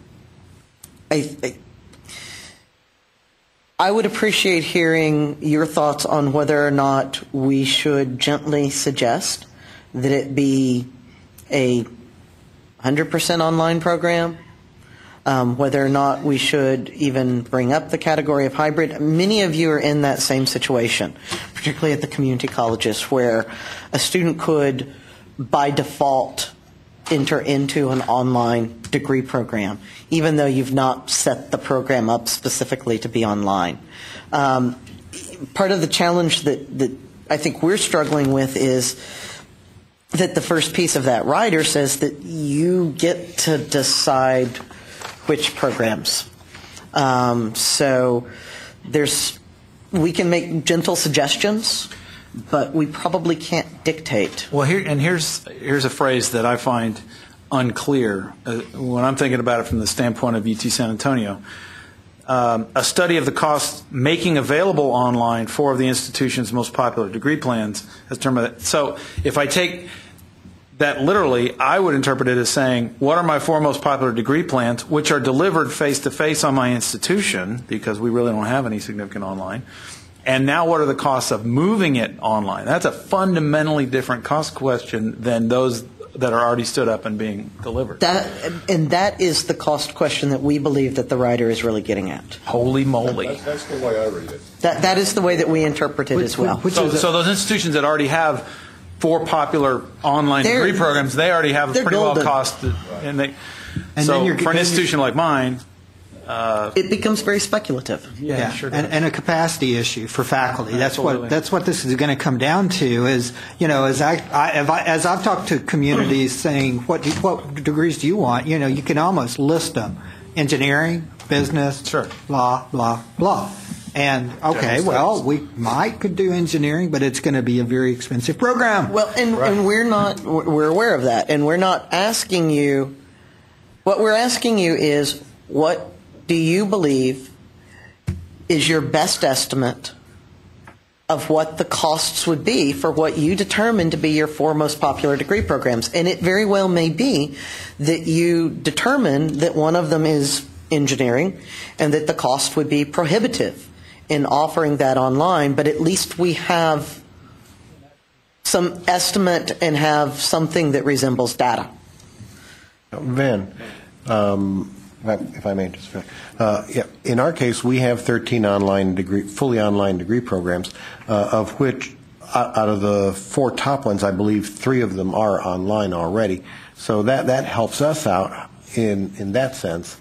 However, I think where we're going to get bogged down is more of the proportionality of the costs, like the LMS and like everything else, because the vast majority of students do not take the entire degree program online. They alter back and forth depending on semester. They hybridize their own schedule, decide to take 2 face-to-face because they don't want to take math online, and so on. So the numbers that we will come up will be proportional and basically theoretical. I mean, it'll be a theoretical current cost if a student were to do the entire program degree online as it is currently offered. And then the one thing that I would have as a suggestion on the instructions, because of these cost categories, and of course all of us are hearing what can fall into which bucket of cost categories, so we'll be more informed than the rest of the people in the state. But I would suggest having an addendum, basically an appendix or something that defines what the expense item may include, where it says faculty salaries and says this can include or this may include such and such and such and such and such. That way it gives some sort of direction to the person who is actually assigning the cost to those categories, and it might give you a little bit more consistent data of where they put it. If we're talking about tutors, did the tutor cost fall under academic instruction or student services? By doing that, it may prod them into putting them more. What about the fact that, like, we have our core curriculum on and it supports several programs? Do we say, okay, are we going to divide this out by percentage? Of course, our BAS kind of borrows from everybody else online. So how do we do those kinds of things when it's not 120 hours, it's specifically for one program? What is your recommendation, Paula?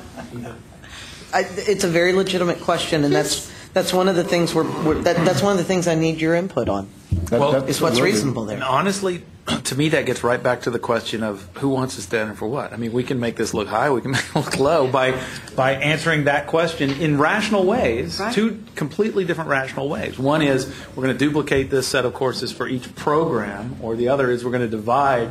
We're going to assume that these courses are available for all students in our 4 most popular programs. So, and that is a conversation that we have had internally, Rob. I know you have. And you're just hearing our frustration. I know.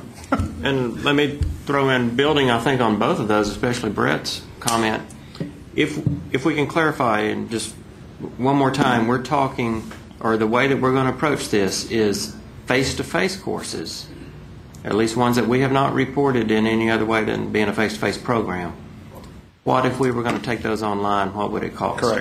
Correct. That's how we're going to approach this. No. Well, what the writer says is what would be the costs of placing online your 4 most popular degree programs. Some of you may determine, and you get, the writer explicitly says that you get to decide what constitutes your most popular degree program. Now, some of you may have a degree program that falls within that 4 most popular category that is already placed online. If that is the case, we would like to see, as much as possible, the actual cost. Okay. However, for those of you who have for one of those popular degree programs is being taught face-to-face and is not yet online, then yes, the costs would be speculative. Okay. Well, all right, that's a good clarification.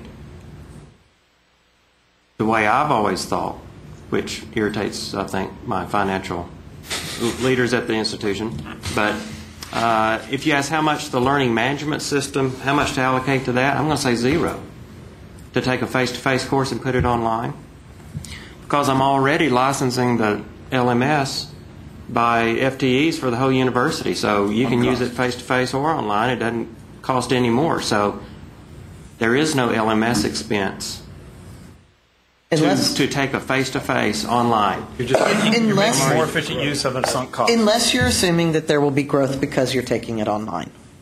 Right. If you bump into the next license category, Well, you could that's the hard part. you could make all kinds of assumptions. And what again? We know that. What, in essence, we So have what to you're ask you probably to doing do is is to make your best assumption and then explain to us what that assumption is. I just feel like the less direction we have, the more time it will take us, especially to work it out with our own CFOs. It would be much, so any direction, so we're not debating about how to come up with the figure, and especially not debating our CFO about how to come up with the figure, would be helpful. And we one do more want to thing. give you as much direction as we can because we recognize that may streamline the process on your end and make it perhaps a little less painful. Well, it also potentially increases the comparative nature of the data for us. But for those of us that already have these programs, it's going back several years to get development cost and things like that, and then they're not in today's dollars. So, Van, did we provide any of this information on that survey that we just did? To the state auditor's office? The state non-audit auditor's report that, I mean, that caused Nothing some in this trauma level of across the detail. universities too, digging up similar information, and All I they can't asked remember how much was financial stuff. All was they on. asked was, do we have any? What are the contracts? The cost of the contracts That's right. that could be That was ascribed only to cost. the program. Yeah, it was not this level of detail, and what we saw in terms of at least what we saw internally here, in terms of what they reported that they got back from you, is that it varied all over the map because there was no common set of instructions, definitions, and assumptions, so that the data really, the usefulness of the data was limited in terms of what this would require. All right, let me ask a couple more questions. I'm really trying to be helpful to the people that asked this question and to all of us too. I'm not trying to be cantankerous in this, but how much well, this chart, this is it the coordinating board's own creation? Yes. Okay. It is our first draft. How much leeway, well, two theoretical questions. How much leeway do we have in creating this chart? It seems like we have some because we're adding and taking away some things. We're asking for your input on that. Would it be, my hope would be, can we come up with something really simple? You said let's not make it too onerous. Can we cut out about 11 or 10 or 11 of the 12 lines that are on here and come up with something that is very general that our financial officers could answer easily? The more general you get, the wider variance the answer is going to be. And the less useful the answer is going to be, quite frankly. Well, that Randy. understood. So we don't want to do it to a point that when you turn in your report, they say we can't use this. But I don't think anyone in here wants their institution to have to go through an exercise that is more onerous than it absolutely has to be for the people that need this useful information. So, I mean, like we said earlier, there's all kinds of things that could be considered, but we don't have time and our other people don't have time to do this. We want to get a good report. So, Can I add a piece to what he's saying? it needs to be super simple. I think the institutions would be happy. I think the more complex it is, the more opportunity there is for inflation to occur in the numbers that you get. And simplicity, if we chose, say, what are the top 5 costs of putting a program online? What are the 5 big things that you invest money in, regardless of what your structure looks like in any school, because there's a gazillion structures in these schools for distance education. They put them together differently. So what are the top 5 that everybody has to contend with? And then ask for that information and not the pieces that could vary all over the place. So what's the sweet spot? That could be a good strategy. What's the compromise? Van, look, first of all, and I'm going to say this because I think everybody's beating up on Van. Yeah, I'm used to it. He can take it. Look, I think this is really important. I mean, the state auditor's report, I think that people got out of that what they put into it. And it was the first time that we ever had any real reason to take a look at cost and to determine whether or not institutionally our distance learning program was efficient, profitable, or where it stood. It was profoundly helpful. I think if you go back and look at that state auditor's report, you're going to find, again, depending on how you went about doing it, but you're going to be able to come up with per unit costs for server space. I mean, we know how much a terabyte worth of space takes. We know how much space our Blackboard platform uses. We actually can get at that cost per unit now and per user. Couldn't do that before. In terms of enrollment services, we know what our budget is for enrollment services. So you take your FTE for this distance learning, this online degree program, real or imagined, and you factor in a percentage of your total budget for your enrollment. I mean, I think we can get at this, and I would really encourage us to stick to the NACUBO categories because this is the world our CFOs live in. I mean, this is the way they collect data. This is the way our cost centers are set up. It's time to start mining it and to get some useful information. And again, getting back to Matt's point, you know, I'm actually okay if we don't add anything else. Let's just stick with the basic NACUBO categories and maybe expand on them to the point where when you talk about instruction for faculty salaries, you know, add salaries for teaching. It's total instructional cost from a salary perspective, one line. We should be able to get at that. And again, you know, nobody's enthusiastic about having to do another report, but we've been flying blind for years in this state. Everybody wants to, we constantly get asked about cost, and maybe this will give us an effort to say, well, we don't know exactly how much it costs, but here's the ballpark. And at least we can say, do these enterprises go in the red or in the black? And I think that'd be a huge step forward for us. Well, to follow up on what Marshall said, last week I sat in front of the Coordinating Board's Agency Operations Subcommittee for about 45 minutes and answered questions on distance education policy. And the thing that they were most interested in, and we have several new board members who have a very strong interest in distance education, the thing that they were most interested in was, what are the possible cost efficiencies? Are there cost efficiencies? And what are they? All of us have heard the conversations that have been going on for the last 2 or 3 years, right before the legislative session and during the legislative session, about the ways in which distance education could be used for cost efficiencies. There has not, though, I think, been the opportunity for institutions to provide information that says whether or not there would be a cost efficiency for them. The assumption, I believe, on the legislative side has largely been that there would be. This is your opportunity to be able, or at least I think you can use this as your opportunity to be able to provide that input of what efficiencies might there be, if any.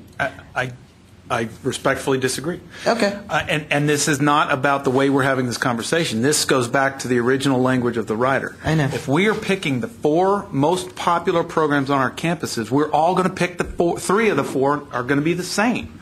It's going to be our high enrollment undergraduate courses that we teach regardless of delivery mode. And so what good does the state gain by having that cost information for all of us? Again, this gets back to the idea of, for what purpose are they using this? I agree we need to be able to produce the costs around our programs, but to answer the cost efficiency question, we need to study the ones that have been up and running and are not duplicative across institutions, the ones for whom there is not a high degree of repeatability across the institute. So it's a unique program at Lamar, or it's a unique program out of Tech, where you can examine those cost structures and say, this is how we're gathering our students. Here's the cost of acquiring a student, which in the NACUBO categories don't talk about either. So believe me, as somebody who's thought a lot about costs in this world, I agree that the state needs some numbers from us. I think this is a bad vehicle by which to produce them. Unfortunately, this is... I understand that. This is the language that we have to work with. I know. And to the best of my knowledge... It's going to be our only chance. Yeah. Is this really an attempt for cost efficiencies, though? I mean, do we actually know that this is truly to get to cost efficiencies? We don't know. We don't know. We have the language of the right. Actually, Marshall's point is well taken, is that this is a good way for us to align what we spend money on and try to figure out what really happens. I mean, we have some of this data already. Most of us know what faculty stipends cost if you give them stipends. And if you don't know, then I think you have a problem. We know what. Well, we know, but if you have that one faculty who they teach 3 online courses, but they also teach another 4th course in some semesters, and then the next semester and a year, how much of that was devoted to online, and then you got to multiply it out by year 1, year 2, and it just. Here's the institutional fear. It is our vehicle. I would say 2 things, if I may. It is our vehicle. We've got to do something with this because apparently there's a charge to do it. In the future, if we have any ability to let's say 3 things. I think if we want to learn more about really where this is coming from, we need to go read this section 57. Actually, you have the entirety of it right there. That's all there is. That's all why there there's so much is. confusion. Is it in the context of something? No. Oh, okay. Riders are literally amendments that are tacked on to the general appropriations bill for that broad financial category. Okay. If we could have, as a advisory council, any input into studies like this so that not every institution in the state is having to go through all this labor. I mean, to me, this feels the same way as the state authorization thing. Every institution in the nation is having to deal with it and invest money and resources to address it. So if we could minimize the impact on the institutions, that'd be something we'd want to take advantage of, I think. In this case, we can't. It's a done deal. We have to deal with it. That being said, point A says, using funds appropriated by this act. May we have access to some of those funds to The help us funds in appropriated this? by the act is your general appropriation funds. Your general appropriation budget that I believe most of you saw anywhere from 5 to 15% reduction. You're allowed to use those monies to do this. So there were no funds specifically allocated to this study? Okay. Lucky us. I understand. Randy, for neither you nor us. Yeah. Okay, I understand. And I hope, based on what Marshall said, I hope nothing of what I've said today or ever has been an attack on Van. Randy, we kept you around for a reason. I attack ideas sometimes, but not Van. Nah, I don't ever take it personally. No worries. I just wanted to get clear about the process and the timeline for doing this, because my understanding is you want this to be able to go out to whom by the end of the month? Is this going to CFOs? No. Is this going? No. Where is it going? What we'd like y'all to do is to take this back, talk to other folks, provide feedback in writing to me in the next 2 weeks.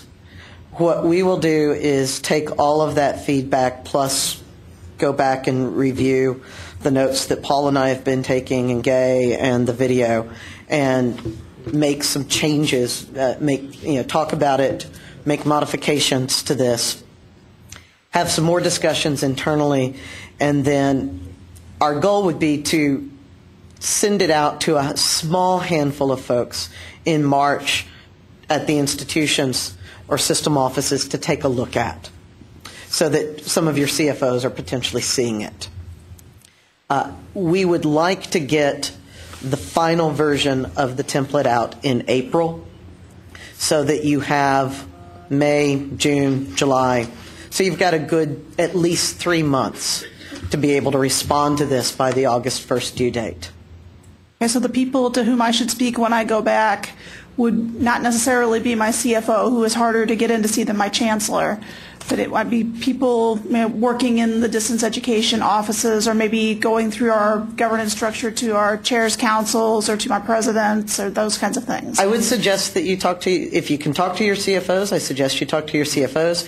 If you can, and then I also would suggest that you talk to the head of your instructional technology departments. And your institutional research people. And your institutional research people. And they will pay attention, because you're going to say, the state's requiring us to produce this report with cost information in it. And they'll go, huh? And you're going to be giving them my email and my phone number, and then I'll be taking all their phone calls and emails. Okay. Well, it just so happens I have an appointment with my CFO on Tuesday, which I've been trying to get since October. So you might want to... I just want to make sure that I'm talking to the right person, that I'm giving her the right information. Yep. And the other folks I see on a regular basis, so they won't be a problem. But she's the tough nut to crack. Yep. Go to the provost, give it to the provost, and say, this is coming. Because before it's done, I guarantee the provost is going to have to bless it. They're going to have to go over it. They're going to have to work with the CFO. So I'd start with the provost. As the first person I would dump this on and go from there. Well, I'll see him on next Friday. So to come back on point, I think we are all feeling some frustration about the vagaries of this particular rider. Are there... So there's two. I've heard two schools of thought here. One is, let's stay with the NACUBO categories, and one is, let's add some specific categories with perhaps a third school of thought that says just make two broad categories. Something like that. So what, from the LTAC's perspective, what is our direction to coordinating board staff as they work on this spreadsheet that is then going to wind up back in our laps and we have to fill out? Rob, can I add? I would like the first category with the explanations that will broaden those out. Right. So stick with NACUBO categories. Right. With the explanations of what that category is. Right. I think stick with the NACUBO categories, and we talked about adding stuff like, I think faculty development is important to add to it. I think this is a significant cost. I think pipeline costs, marketing, et cetera. Those are costs, but I think stuff like cost of increased traffic on institution servers. We're sorry. Your conference is ending now. Please hang up. Perfect. I call the meeting. Who's buying the first beer? I think it's aligned to NACUBO standards. It does give us a way to benchmark everything. If you look at it from the cost efficiency and cost accounting perspective, then it does give us a way to benchmark ourselves to what the data they collect anyway year after year. And so you can actually do program comparison costs at some point if you decide to compare online programs versus face-to-face, because they collect data on everything anyway. But understanding that those costs, as your CFO does them, are institutional costs, and and you need to be very explicit about how you are dividing that number, that base number. I think benchmarking is also critical, but actually, Nate and I are doing a little searching while we're talking right here. We're not seeing a whole lot that is really specific to addressing a rubric for developing a new startup program, or developing really an accurate cost of what it takes to deliver an online program. Yep. There's plenty of stuff about developing an online course, but not a whole lot of stuff about developing an entire program with all these different NACUBO categories that you've got right here.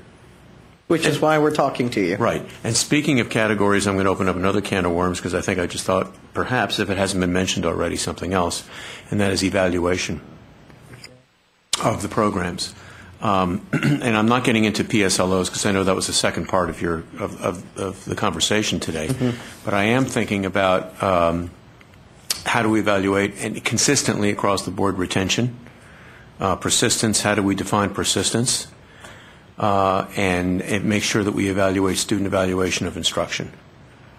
So how are we retaining our students? Are our students, and we need to figure out how many of our students are persisting from one semester to the next or 1 year to the next. And then also, what are our students saying about the programs? Because there's costs associated with each one of those gathering of statistics. Matt, did you have something? I just, maybe to help wrap it up, if we just do a show of hands for those three categories, just to give the Higher Ed Coordinating Board staff, a.k.a. Van, an idea of where we're at on this, and then he can factor this information as he sees to factor it. Okay. So, broad show of hands. NACUBO categories and explicit detailed instructions. Okay. Yeah, that's most of you. Okay. So, to me, it's well, never mind. Can we get to the... Having sort of maybe wrapped that piece up, can I get you to maybe talk very briefly about how you would approach the effectiveness piece of this? Because we also have this language, and we have the ability, when we send this out and ask for the cost information, we can also ask for effectiveness data. We would like your opinion as to what effectiveness data we might ask for, and whether or not you think that we should, because the second piece of that is that we have to determine the most effective, and we're reading effective to mean student outcomes.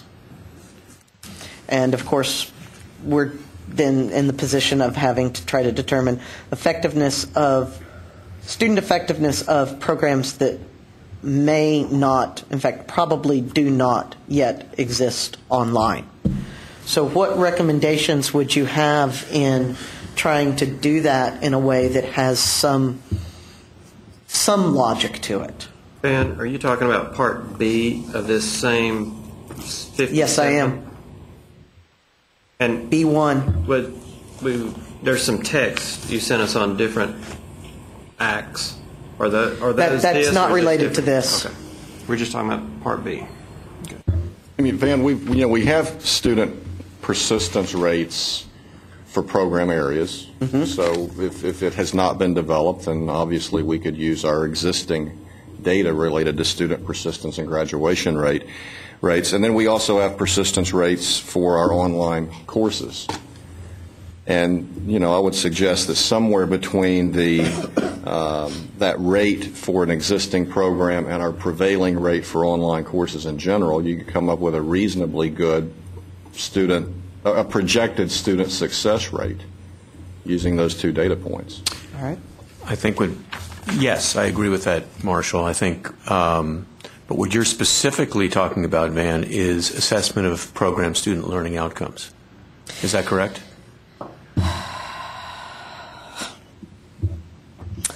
Or at least maybe that's the way you're starting the discussion. Let's see. Okay. I think everybody, I'm assuming that just about everybody around the table does assessment of learning. We're all required to. I'm assuming also that everyone does a separate assessment of their online students, because that's required by SACS. We all have instruments, although they vary widely as to how we annually assess. We annually assess our learning and our program student learning outcomes. But part of our rubric specifically breaks out between face-to-face students and distance learning students. So even though we don't have piles of data on it yet, we do have at least a year or two's worth of reporting on how our online students are meeting program student learning outcomes, not course student learning outcomes, but program student learning outcomes for all of our programs throughout the college. Okay, so let me ask this. How many of you have that data? For online? For online. For online. How many of you would be able to give us general data on the effectiveness of your online courses? Programs. Programs, okay, right. On your online programs. Right. Programs, right. Okay, courses no, but programs, yes. You can actually do courses because you do a no significant difference study on campus, so. I don't think that's what it's asking for, though. Let's just make sure we stay at the program level and not the course level. If we get down to the course level, we're going to really tie ourselves in knots. And there's going to be much too much data to try to... Yeah, there'll be too much. I want to voice yet another concern with the way this thing's worded.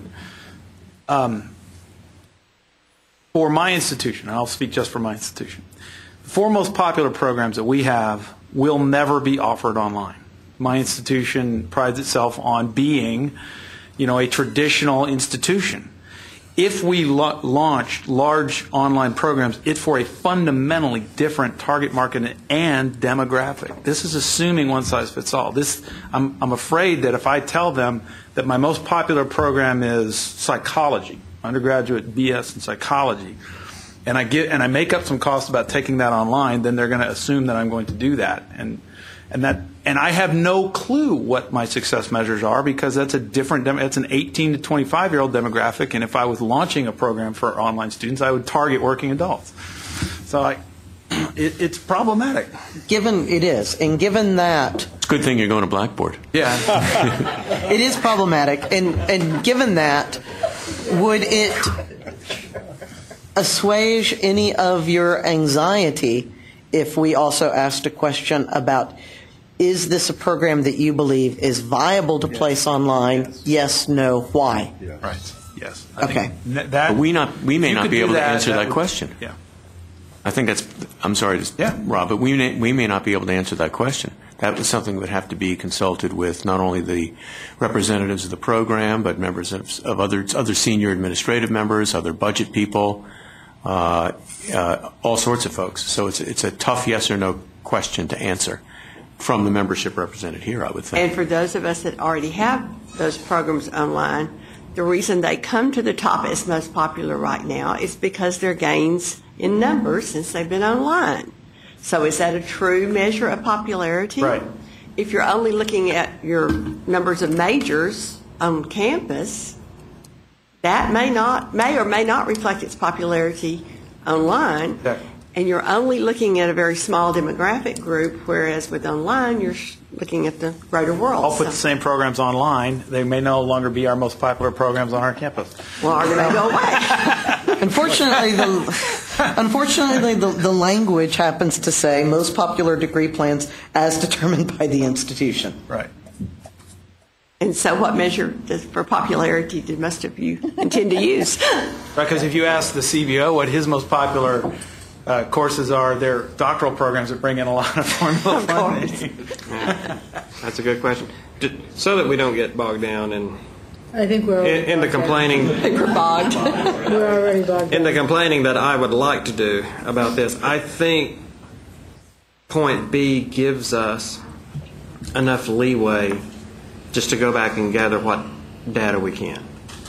I mean, it's talking about studies and performance measures and some surveys. It seems like we can use whatever measures we think best to evaluate probable student outcomes, is the way I read it. So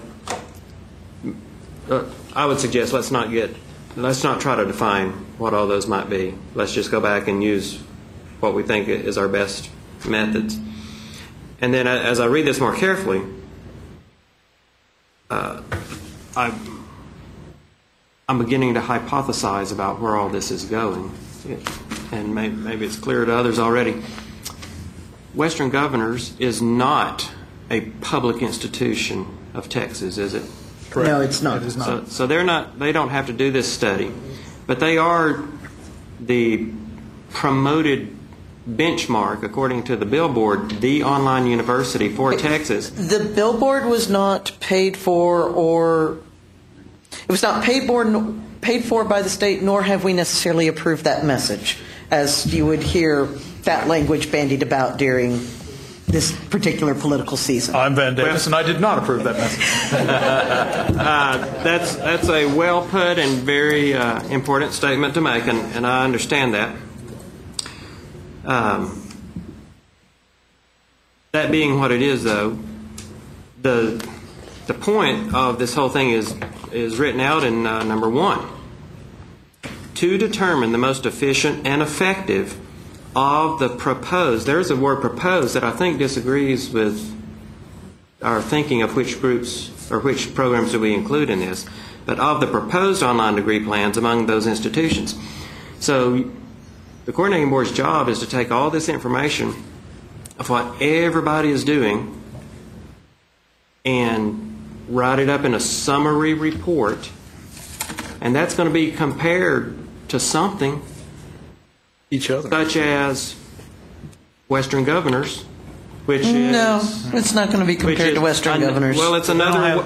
They are offering degree plans efficiently and effectively at some level, and we're also doing it. So, but it's not going to be compared to Western Governors because we aren't getting that data from them, and I don't think any of us. I don't think none of the discussions that we have had internally about this have we thought that what we are supposed to do is compare publics to privates. But it's somewhat, well, it doesn't matter if they are or that they're not, but I just wondered the question, is someone, coordinating board might not be, but somebody's going to have that question. So it doesn't matter whether they are or not. It's really two things in what I said. One, that proposed, I think that maybe we should revisit. If that says proposed online degree programs, that makes me think that we are talking about existing current face-to-face programs that we would want to take online and not include programs that are already today online. That says proposed. So I think that needs clarification, but the whole context of the thing, I think, does help shape how the report gets written or what pieces of data we look for when we go back to our institutions. It's 2:00. I want to give some time for our last agenda item. So at this point, I'm going to sort of draw a line. I'm going to ask Van if he feels he's got enough feedback to make some forward progress on this. It's a good start. Again, if you would please take this back, think about it more carefully, have whatever discussions are appropriate you think to have with folks at your institution, and provide written feedback to me by the 20th. That would be greatly appreciated. And that way we can have a little bit more feedback as we begin to try to refine this and make revisions to it. And we will keep you apprised of the development of the tool and where we're going. We all know Van's email, so if you have additional points that you wish to make. All right. Yeah. We know that's right. Unfortunately, lately that has been the case, as are you, Nate.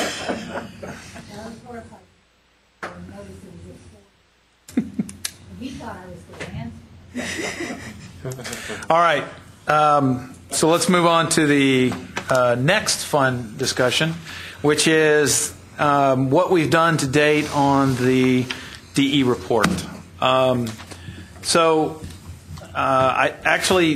We put this on the agenda so that it's fairly vague, but really what I'd like to hear is if the subcommittees have items they want to bring forward, talk about progress. It doesn't, I realize some have made progress and some are still in the sort of defining stage. But I'll go around, and I'd like to start with the affordability because I think they probably had the most meeting time. And I'll look at you. I'll turn my mic on. We do have a report I'll share with you, but along with the report, we would ask you to help us come up with ideas for affordability. And as I give you this handout, it'll make more sense, I think, as you look at the categories. So I will ask my partner in crime, Ron Thompson, to help me pass this out to committee members who are not on this task force with us. We've met 2 times through conference call, once in December, November, and another time in January.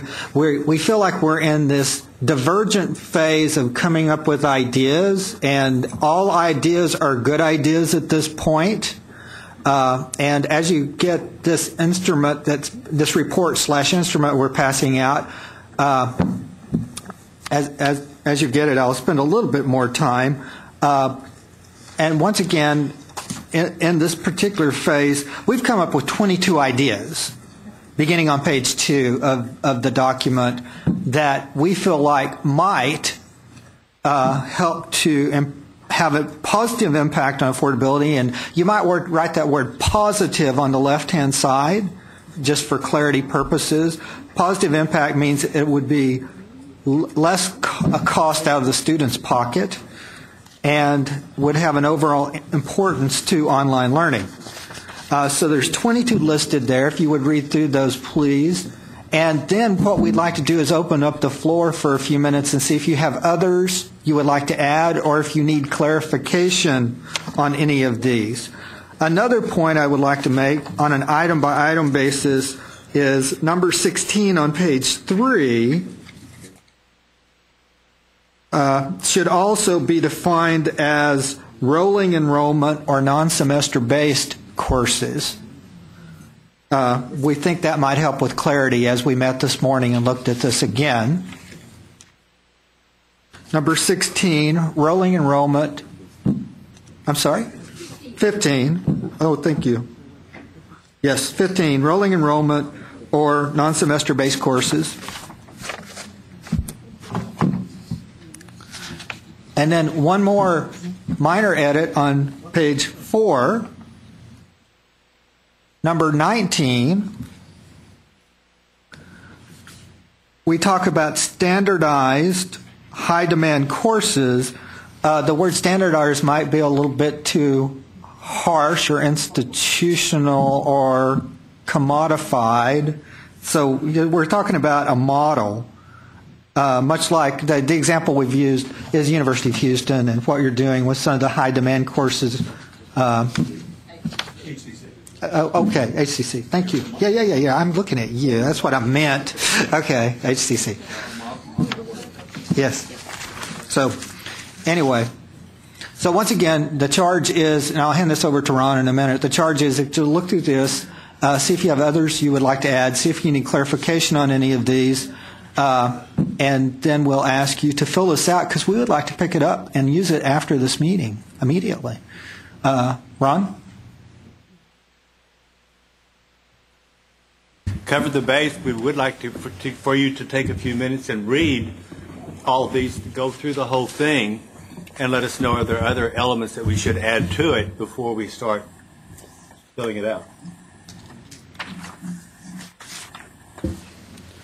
Can y'all cover what the Texas Online Program's top is, the number one item? Yes, I will. Ron? He strategically took a mouthful. And to me, it would be using a prototype much like the Virtual College of Texas at the statewide level. All right. How's that for simplification? There you go. So then we do just look at Ron. Yeah. Well, actually, this part of it is sort of what we, I thought I had. No. Was. Oh. I do have it on. Oh, there you go. I have shared with you what we have going. It's still just at the idea stage with online programs, trying to show clear pathways all the way from associate degrees to bachelor degrees. So the student can go one place, really see everything that's available, chart out where they can do what, see all kinds of information, and you can put it. Matt added some bells and whistles, like even counseling and advising, etc. This thing could go on, as big as your imagination.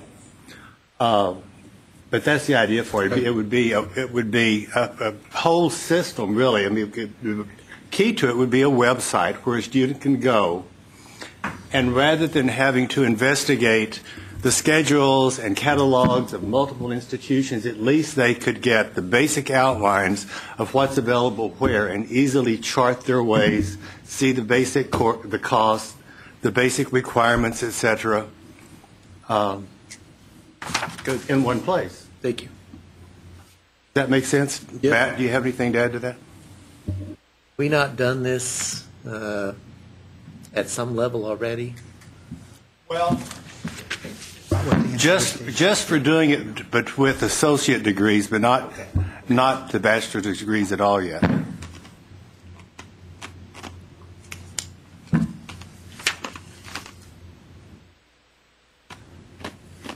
Okay, Marshall, you're not asking it, but I'll read your mind. You're probably thinking, how in the world are we going to use this? And we don't know yet. We're just going to wait and see what it looks like and see if it guides our thinking from this process onward. So whatever we collect now will just help us, I think, as a framework for decision-making and whatever we might recommend for this report, which we hope this broader committee has input into all the way through. So there's no agendas here, trust me. I don't know if it would be useful for you, but when I look at some of these, I think they have high potential impact on affordability. They're very important to online learning, and they have a very low success probability. So could we add a field that says what we feel is kind of, because if you're sorting these in terms of a priority list later, you may not be well served by trying to do the most audacious, impactful thing. But during this divergent thinking process, we want to be audacious. All right, then you've thought about it. Big, hairy, audacious. We don't want to be limited to past failures. And this is Texas. Big, we can hairy, do anything. audacious goals. Yeah, Good. absolutely. Right on.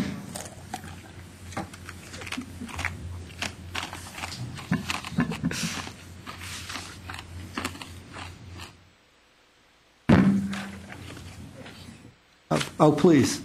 Mark has a suggestion. On number 5, I know that the 10% number is consistent with the cost efficiency report, but nationally our numbers tend to be much higher when you look at online students. So is it time you're being audacious or something else? Would it be worth ramping that up to the 20-something, 30% mark? I think that's if you look at like the Sloan numbers, that's inclusive of a large number of students who are already 100% in online. So, and if you look at traditionally enrolled students, I think 10% is, again, sorry I keep coming back to reality-based, success factor, but for many institutions to hit 10% would be huge. For many institutions, they're already at 60, 70%. So I think this is really bringing the large campus-based institutions up to a 10%. Yeah, and really this 10% number, from my perspective, came from conversations that have happened over and over again the last few years in the legislature. And I'm guessing 10% would be pretty good statewide. If you look at all institutions across the board, maybe I'm wrong. Well, when you look all at students at all universities and colleges, I think you're saying maybe we're already at 10 or close to it, but I don't know if we're at. Well, when you look at the dual credit numbers coming through, the students are already getting there with 10% of their program online or at a distance. I think the cost efficiency report just said off the campus, didn't necessarily say distance. But I just think the 10% is kind of low. Okay. Well, you want to change that to 20? How's that? That's a BHAG. Okay. That's BHAG. So if nobody's arguing, let's just put it at 20. We'll just change it to 20. If we're already at 10, then there's really no sense in having it. Good point.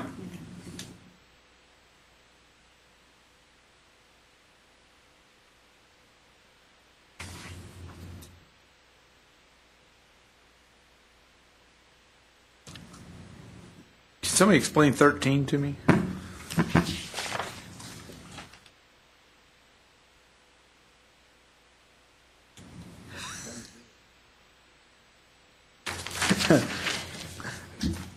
Sure.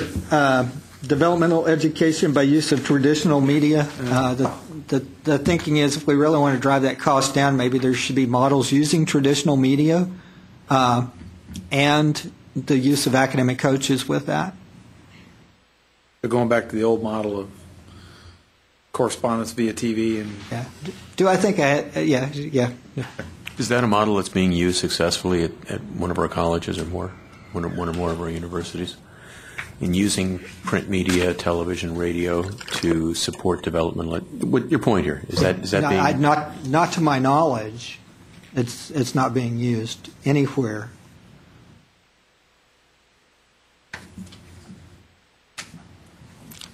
Question is it a good idea or is it a bad idea? If it's a bad idea, just mark it low.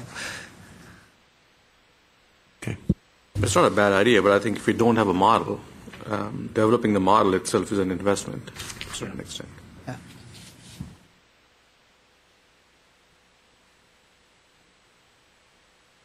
Okay. Now, can we go ahead and roll with this and go ahead and fill it out then if there are no other additional clarification questions and or additions to it? And if there are some additions, what we'd like you to do is just make them public and we'll all write them down and we'll get everybody's rating on that. And we don't need your name on this. If you choose not to, that's fine. But you like it right now, right? I'd like it right now. Okay. Absolutely. All right. Take 2 minutes, fill it out.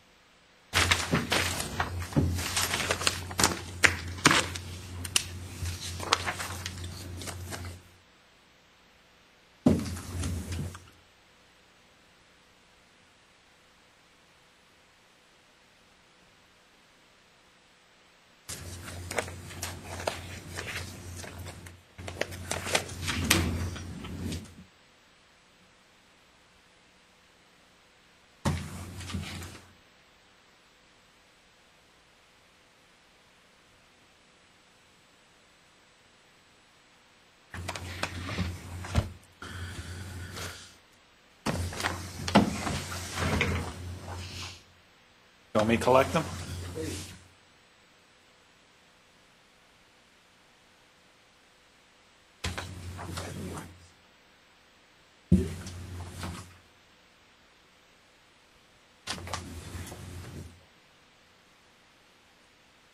Promise, we do our council, this will not be published.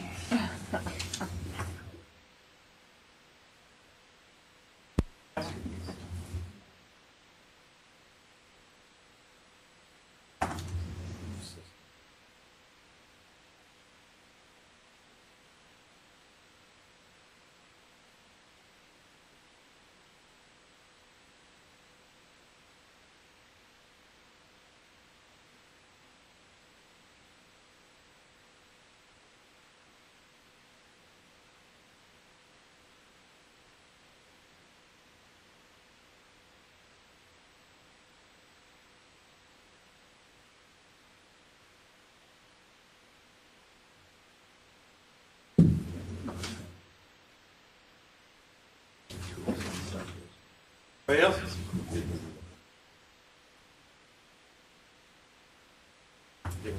Okay. Hey, Matt, do you guys have anything else for your subcommittee? I would like to ask any of the other members if they have anything that they'd like to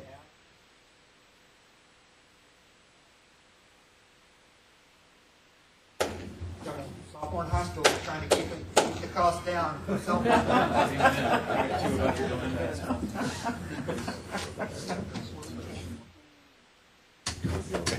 All right.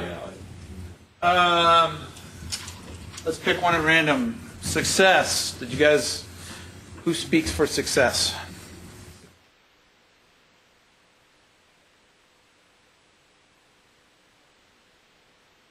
No, that's fine. You know. We did have some lively discussion. Are the wheels turning now? The wheels are turning. Good. We'll have Excellent. Thank you. Participation.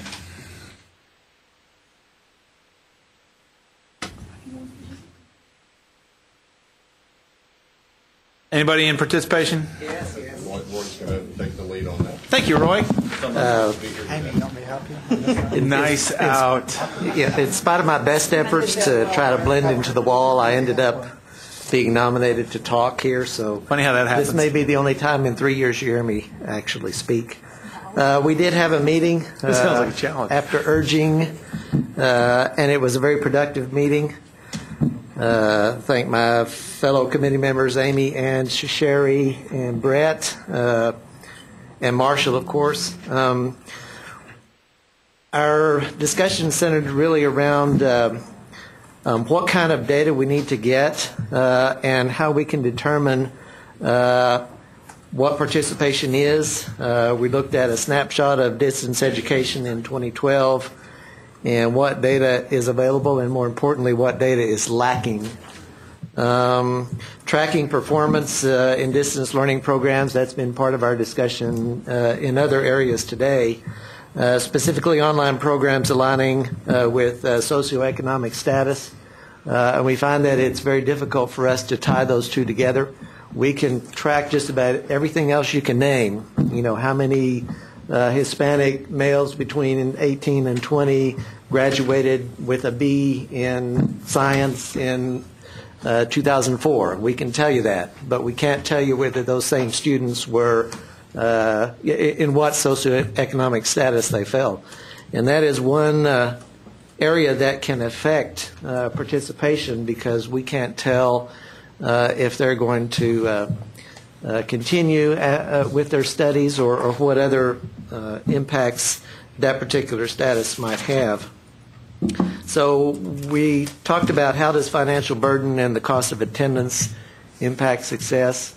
We can tell you how many people got loans or scholarships, but we can't tie those to how many people were successful. We just don't have that capability.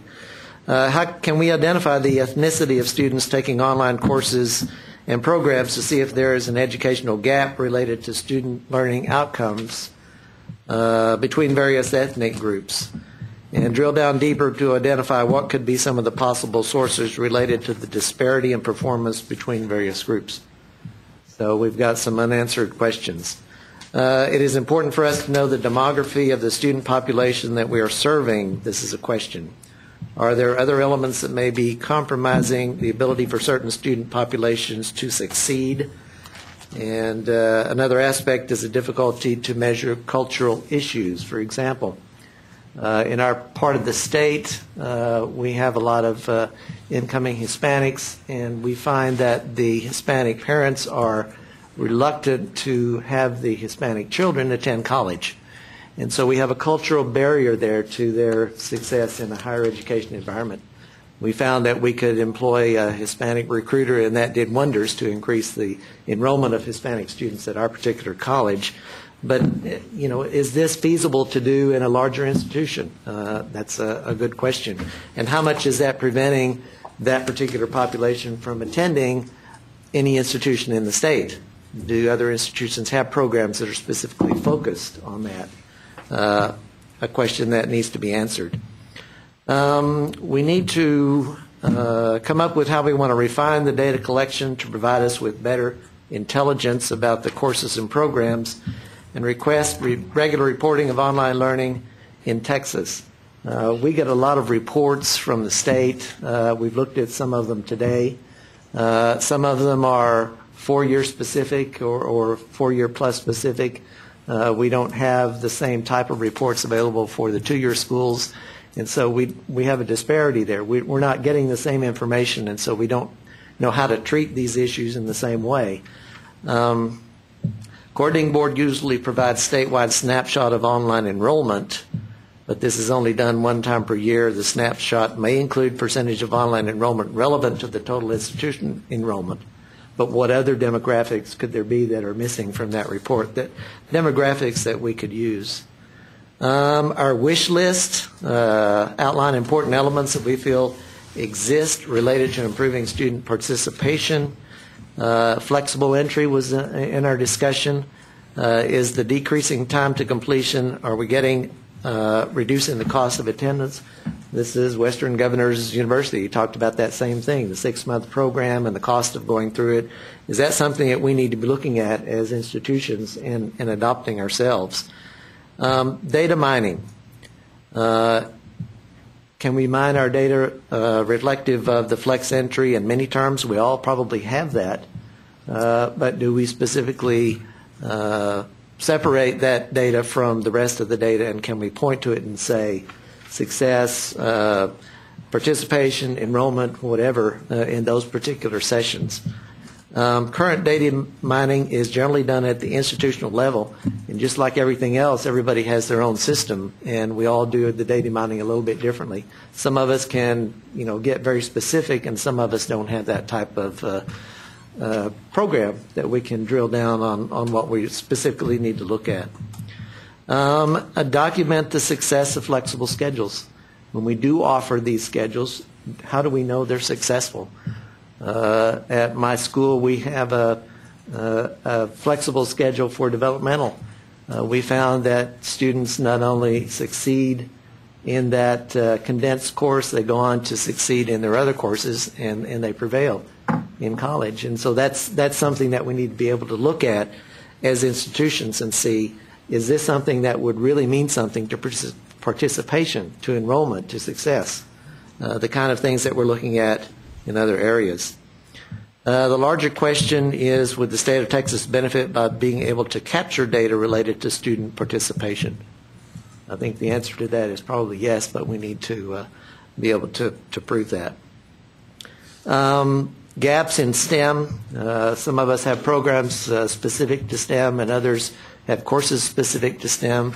This is getting a lot of emphasis, a lot of press, and we need to be sure that we're measuring that as it relates to participation. Action items from our particular meeting: determine the types of data being collected, find out what we're all doing. How do we know what data we need if we don't know what data we're getting?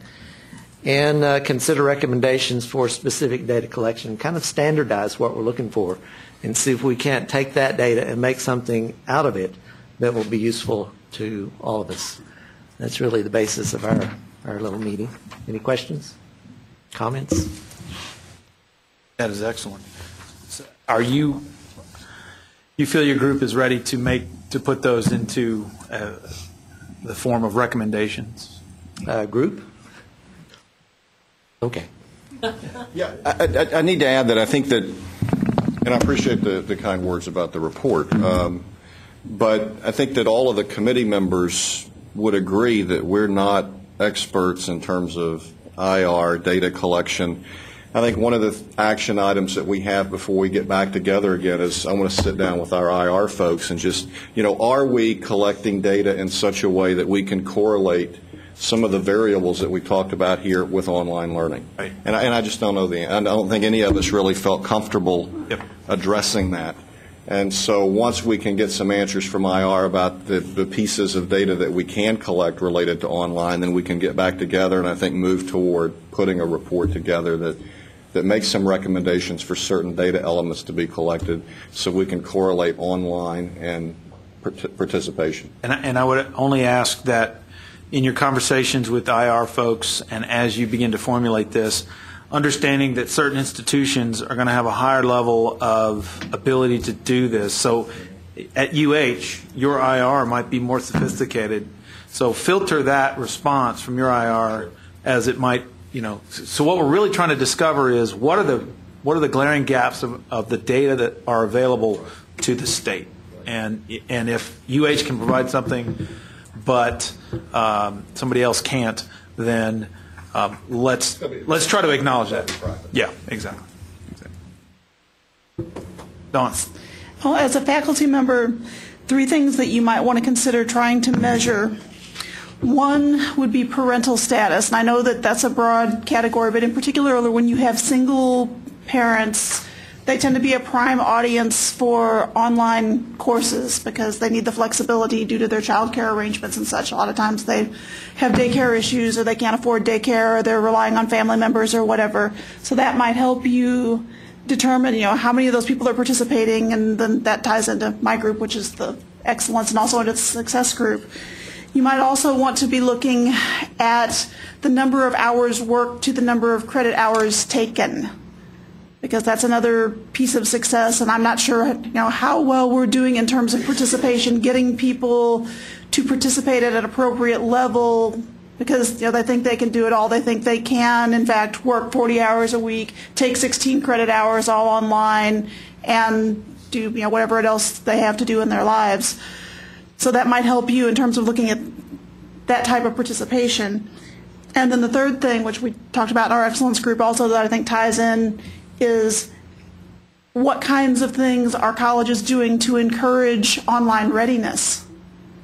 We've all talked about smarter measure, those kinds of things, but whether or not a student is a good candidate for online readiness, I think is going to determine whether or not that person participates. There may be untapped people out there who would be great at online courses, but they've never really thought about it because no one's asked them. And then the other side of the coin is the counselor saying, oh, well, you need to pick up an extra class. Here's an online one, and you might not be ready at all.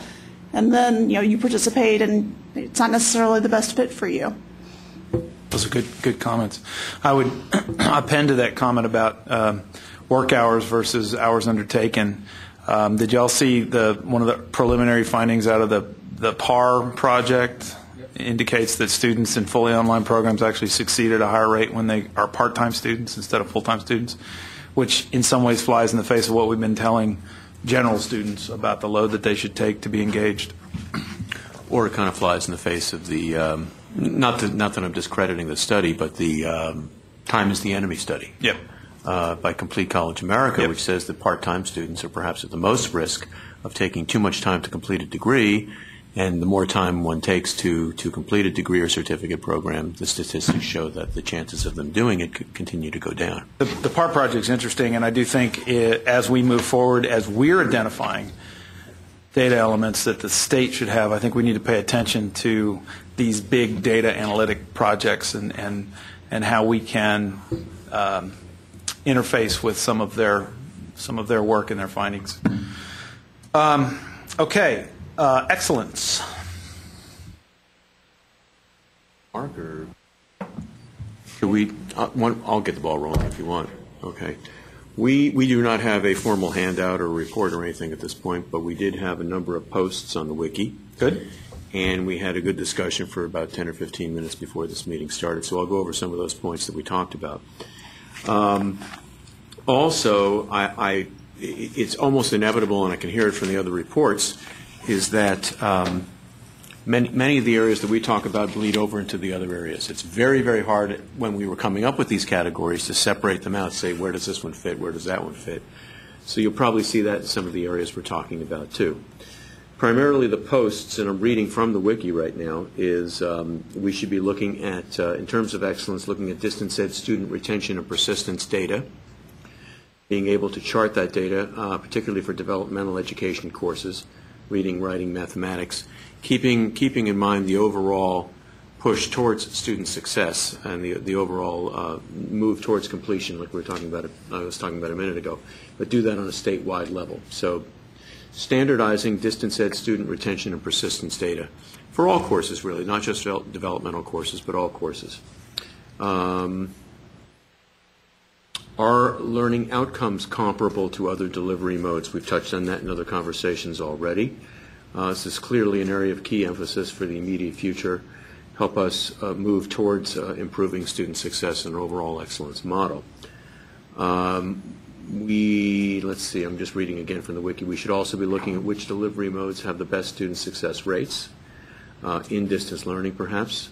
Some data studies show it appears as though that hybrid is a more successful retention mode for student retention, more successful delivery mode for student retention than perhaps fully online courses. We need to define on a statewide level what student success means. That really is an important part of I think, what we should be talking about, so that all institutions are reporting data consistently. Let's see. Eyes are going bad. Hold on, I need to enlarge this. Faculty training. Data reporting on faculty training. How do institutions train their faculty to teach online? What training is required? How long is the training? How intensive is the program? Is certification required before allowing faculty to teach online? And of course, how is that delivered? Another comment was about CESI, which is beginning to collect student engagement data for DE students. So not only retention data and not only training data, but how well are students engaged in their online courses. And CESI is probably the best nationwide, I think by far the best nationwide measure for that. Does NESE have a comparable set of categories? On a national level, yes. Yeah, you're right. So I'm thinking community colleges. Sorry about that. I tend to do but that. NESE and CESI, I mean, is there concordance between them in terms of asking questions about engagement in online courses? I wouldn't venture an answer on that. I think Kay McClenny and whoever is heading up NESE would be able to answer that a whole lot better than I do. Kay heads the CESI effort. I'm going to read yours, Dawn, if that's okay. Dawn, formal evaluation needs to be a key component. Evaluation of DE courses. How are courses being evaluated by students, by peers, by chairs, whatever other college entities are involved in evaluation of courses? Throw PSLOs in there too, by the way, like we were talking about before. We need to examine what external standards aside from SACS are colleges and universities using. Well, we've talked about a couple already. Mark contributed for a variety of reasons. I think we're going to have a difficult time ahead of us defining excellence in a way for institutions to be able to measure it. This is kind of an overarching comment about what I've already said in the various comments. Our current statistics and research that compare traditional classes to DE classes seems to be somewhat invalid.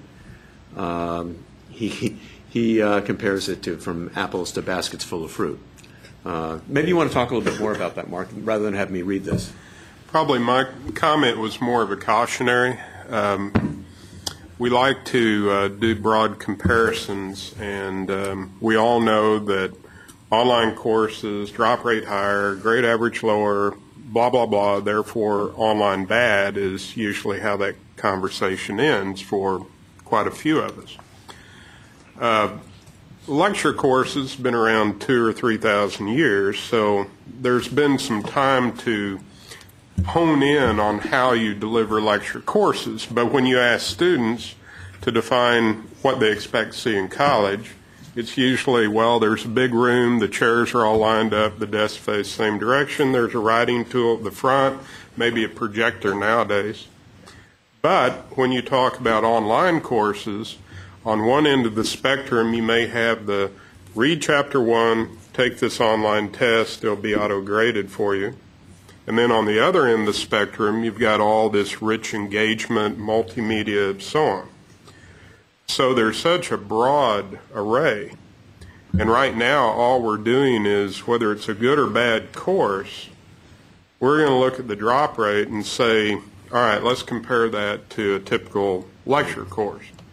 And, I think we need to start paying less attention to the comparison of online to lecture and start looking at the comparison within and start honing in on some of the pedagogy, the delivery techniques, and that part of the excellence that quite often we assume, because, my gosh, you've spent most of your life in school, therefore you know how to teach, especially on how to deliver courses online magically. And that's where my comment came from on, as we look at excellence, be careful what we are measuring, because it's not all the same.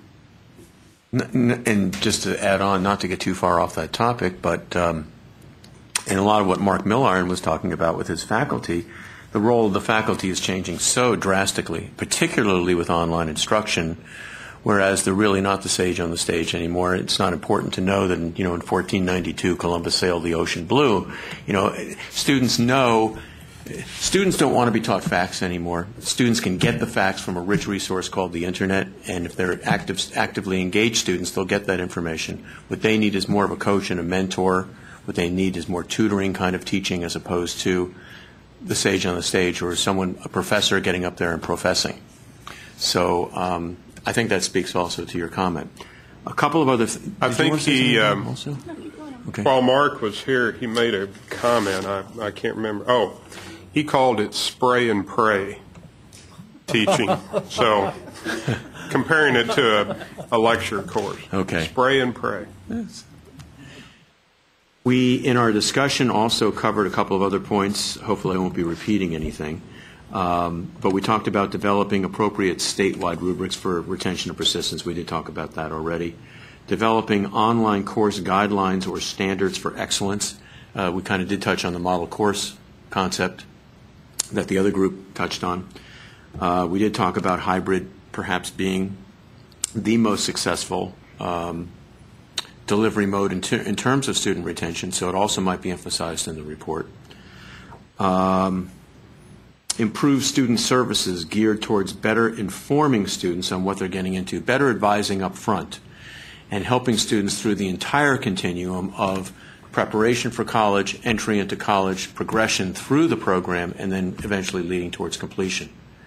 And having really high-quality, comprehensive student services that lead towards success in each one of those different stages.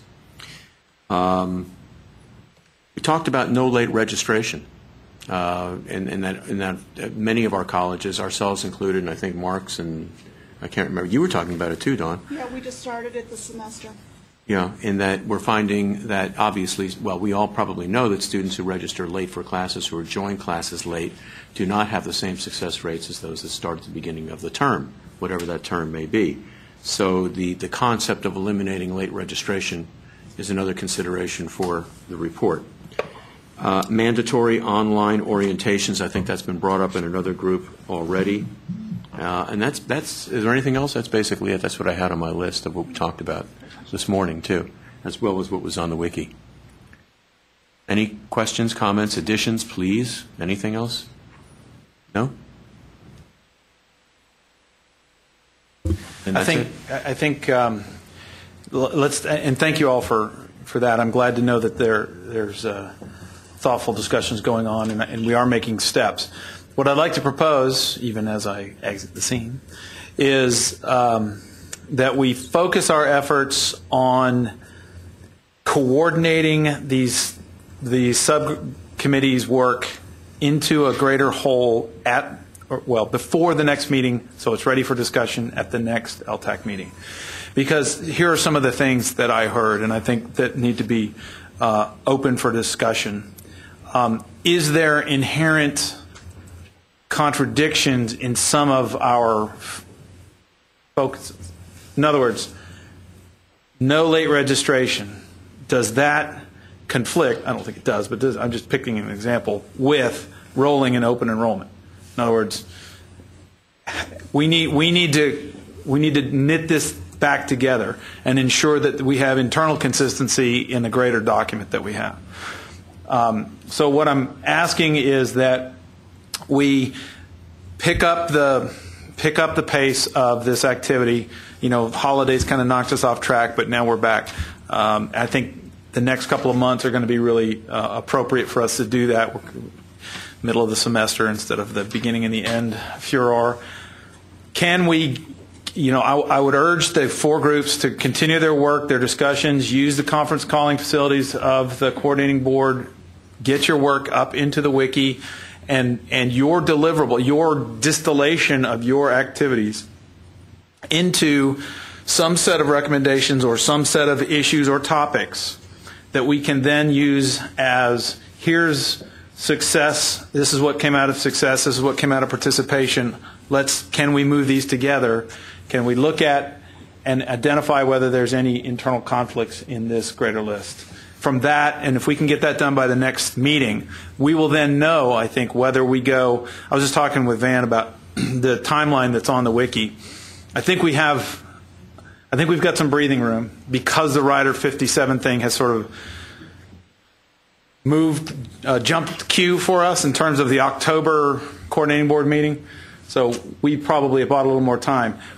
What I would suggest is at the next meeting, time be spent knitting this together and making a decision as to whether it is appropriate for the coordinating board to distribute a survey to the institutions. Again, we're getting back to this question of what data elements do we think we need to be able to speak confidently about the state of distance education in Texas, and what don't we have, right? So that element of identifying those gaps and also working toward internal concordance with the four subcommittees, I think, would be the major agenda item for the next LTAC. Thoughts? I think you are complete on that's the thing that struck me, was that in our discussion today morning, a lot of the things we discussed showed up in everybody's themes, like student completion rates. I mean, the idea of mapping faculty development programs and seeing if those programs lead to better student completion. So need for certain specific data, including demographics, location, do they contribute to student success? So I think it does make sense for us to get moving on this and kind of align ourselves and make sure we have everything set up in the right categories. I think what will come out of that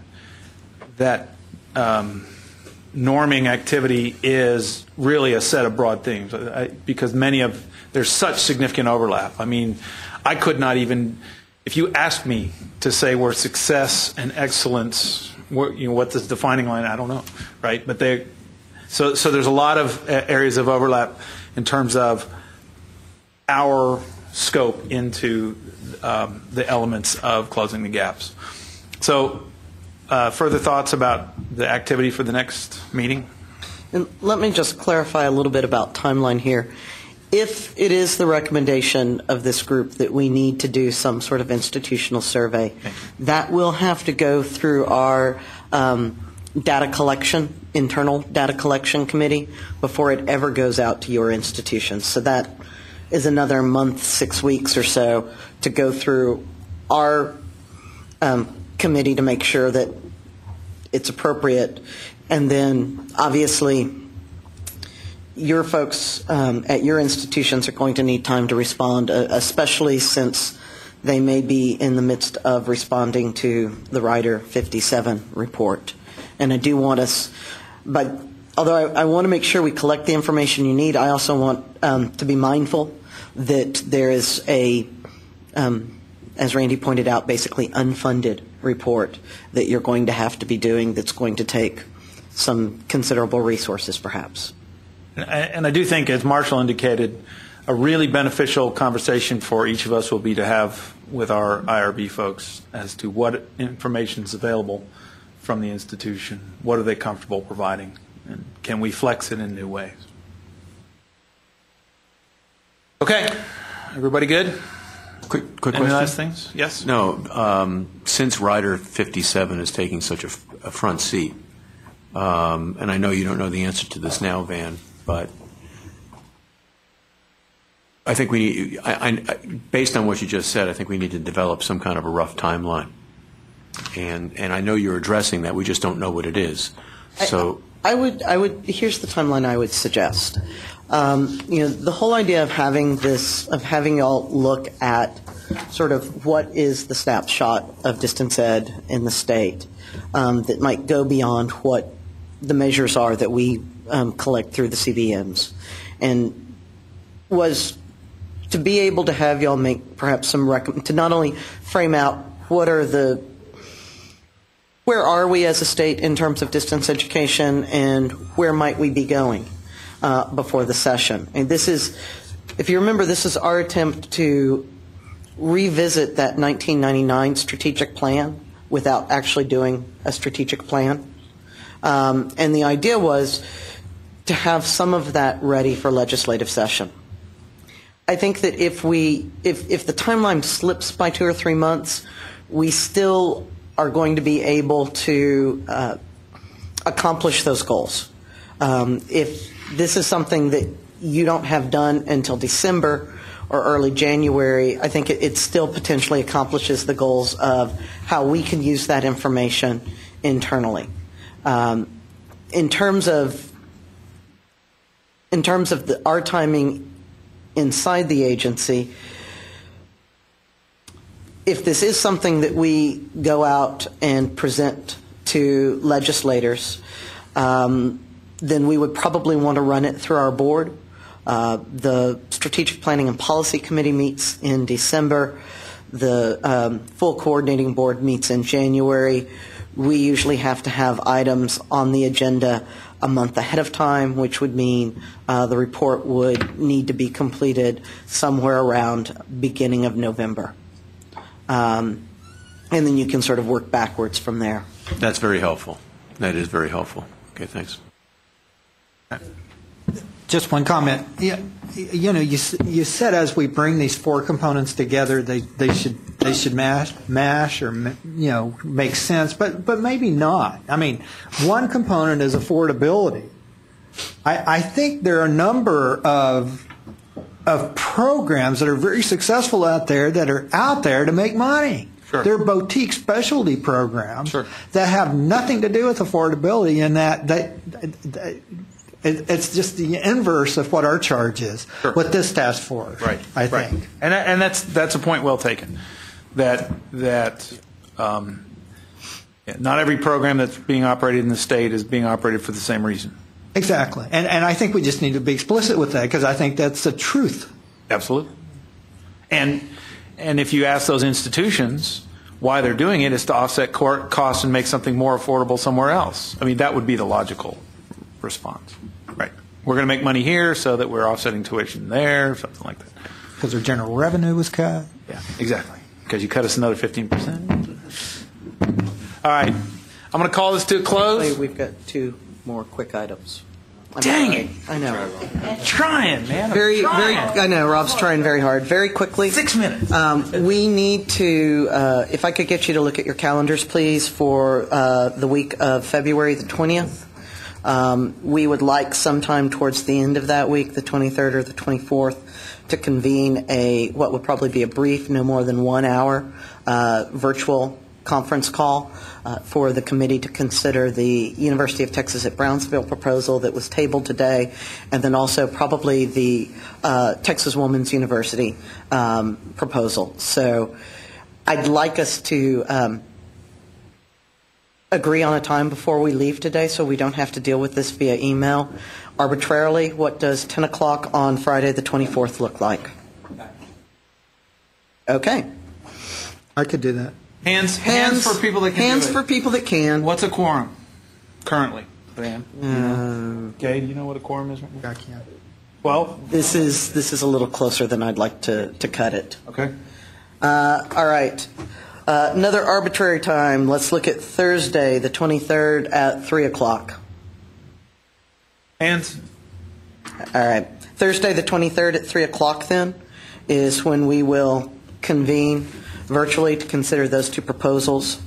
The last item of business is I want to take the opportunity to thank Rob for his service to this committee and to the state. He has been the chair of this group for the majority of the time that I've been the staff member working with it. I cannot imagine how I could have done this job or any of the other jobs that I do here without his wisdom and his input, and I think that many of you probably are in a very similar boat. So, thank you, Rob. Thank you. Now you can adjourn. Okay. Thank you. All right. Now, I would love to hear the words, I move to adjourn. Okay, now I'd love to hear the words, I second. Now I'd love to hear the words, all in favor say? Aye. Thank you. All right.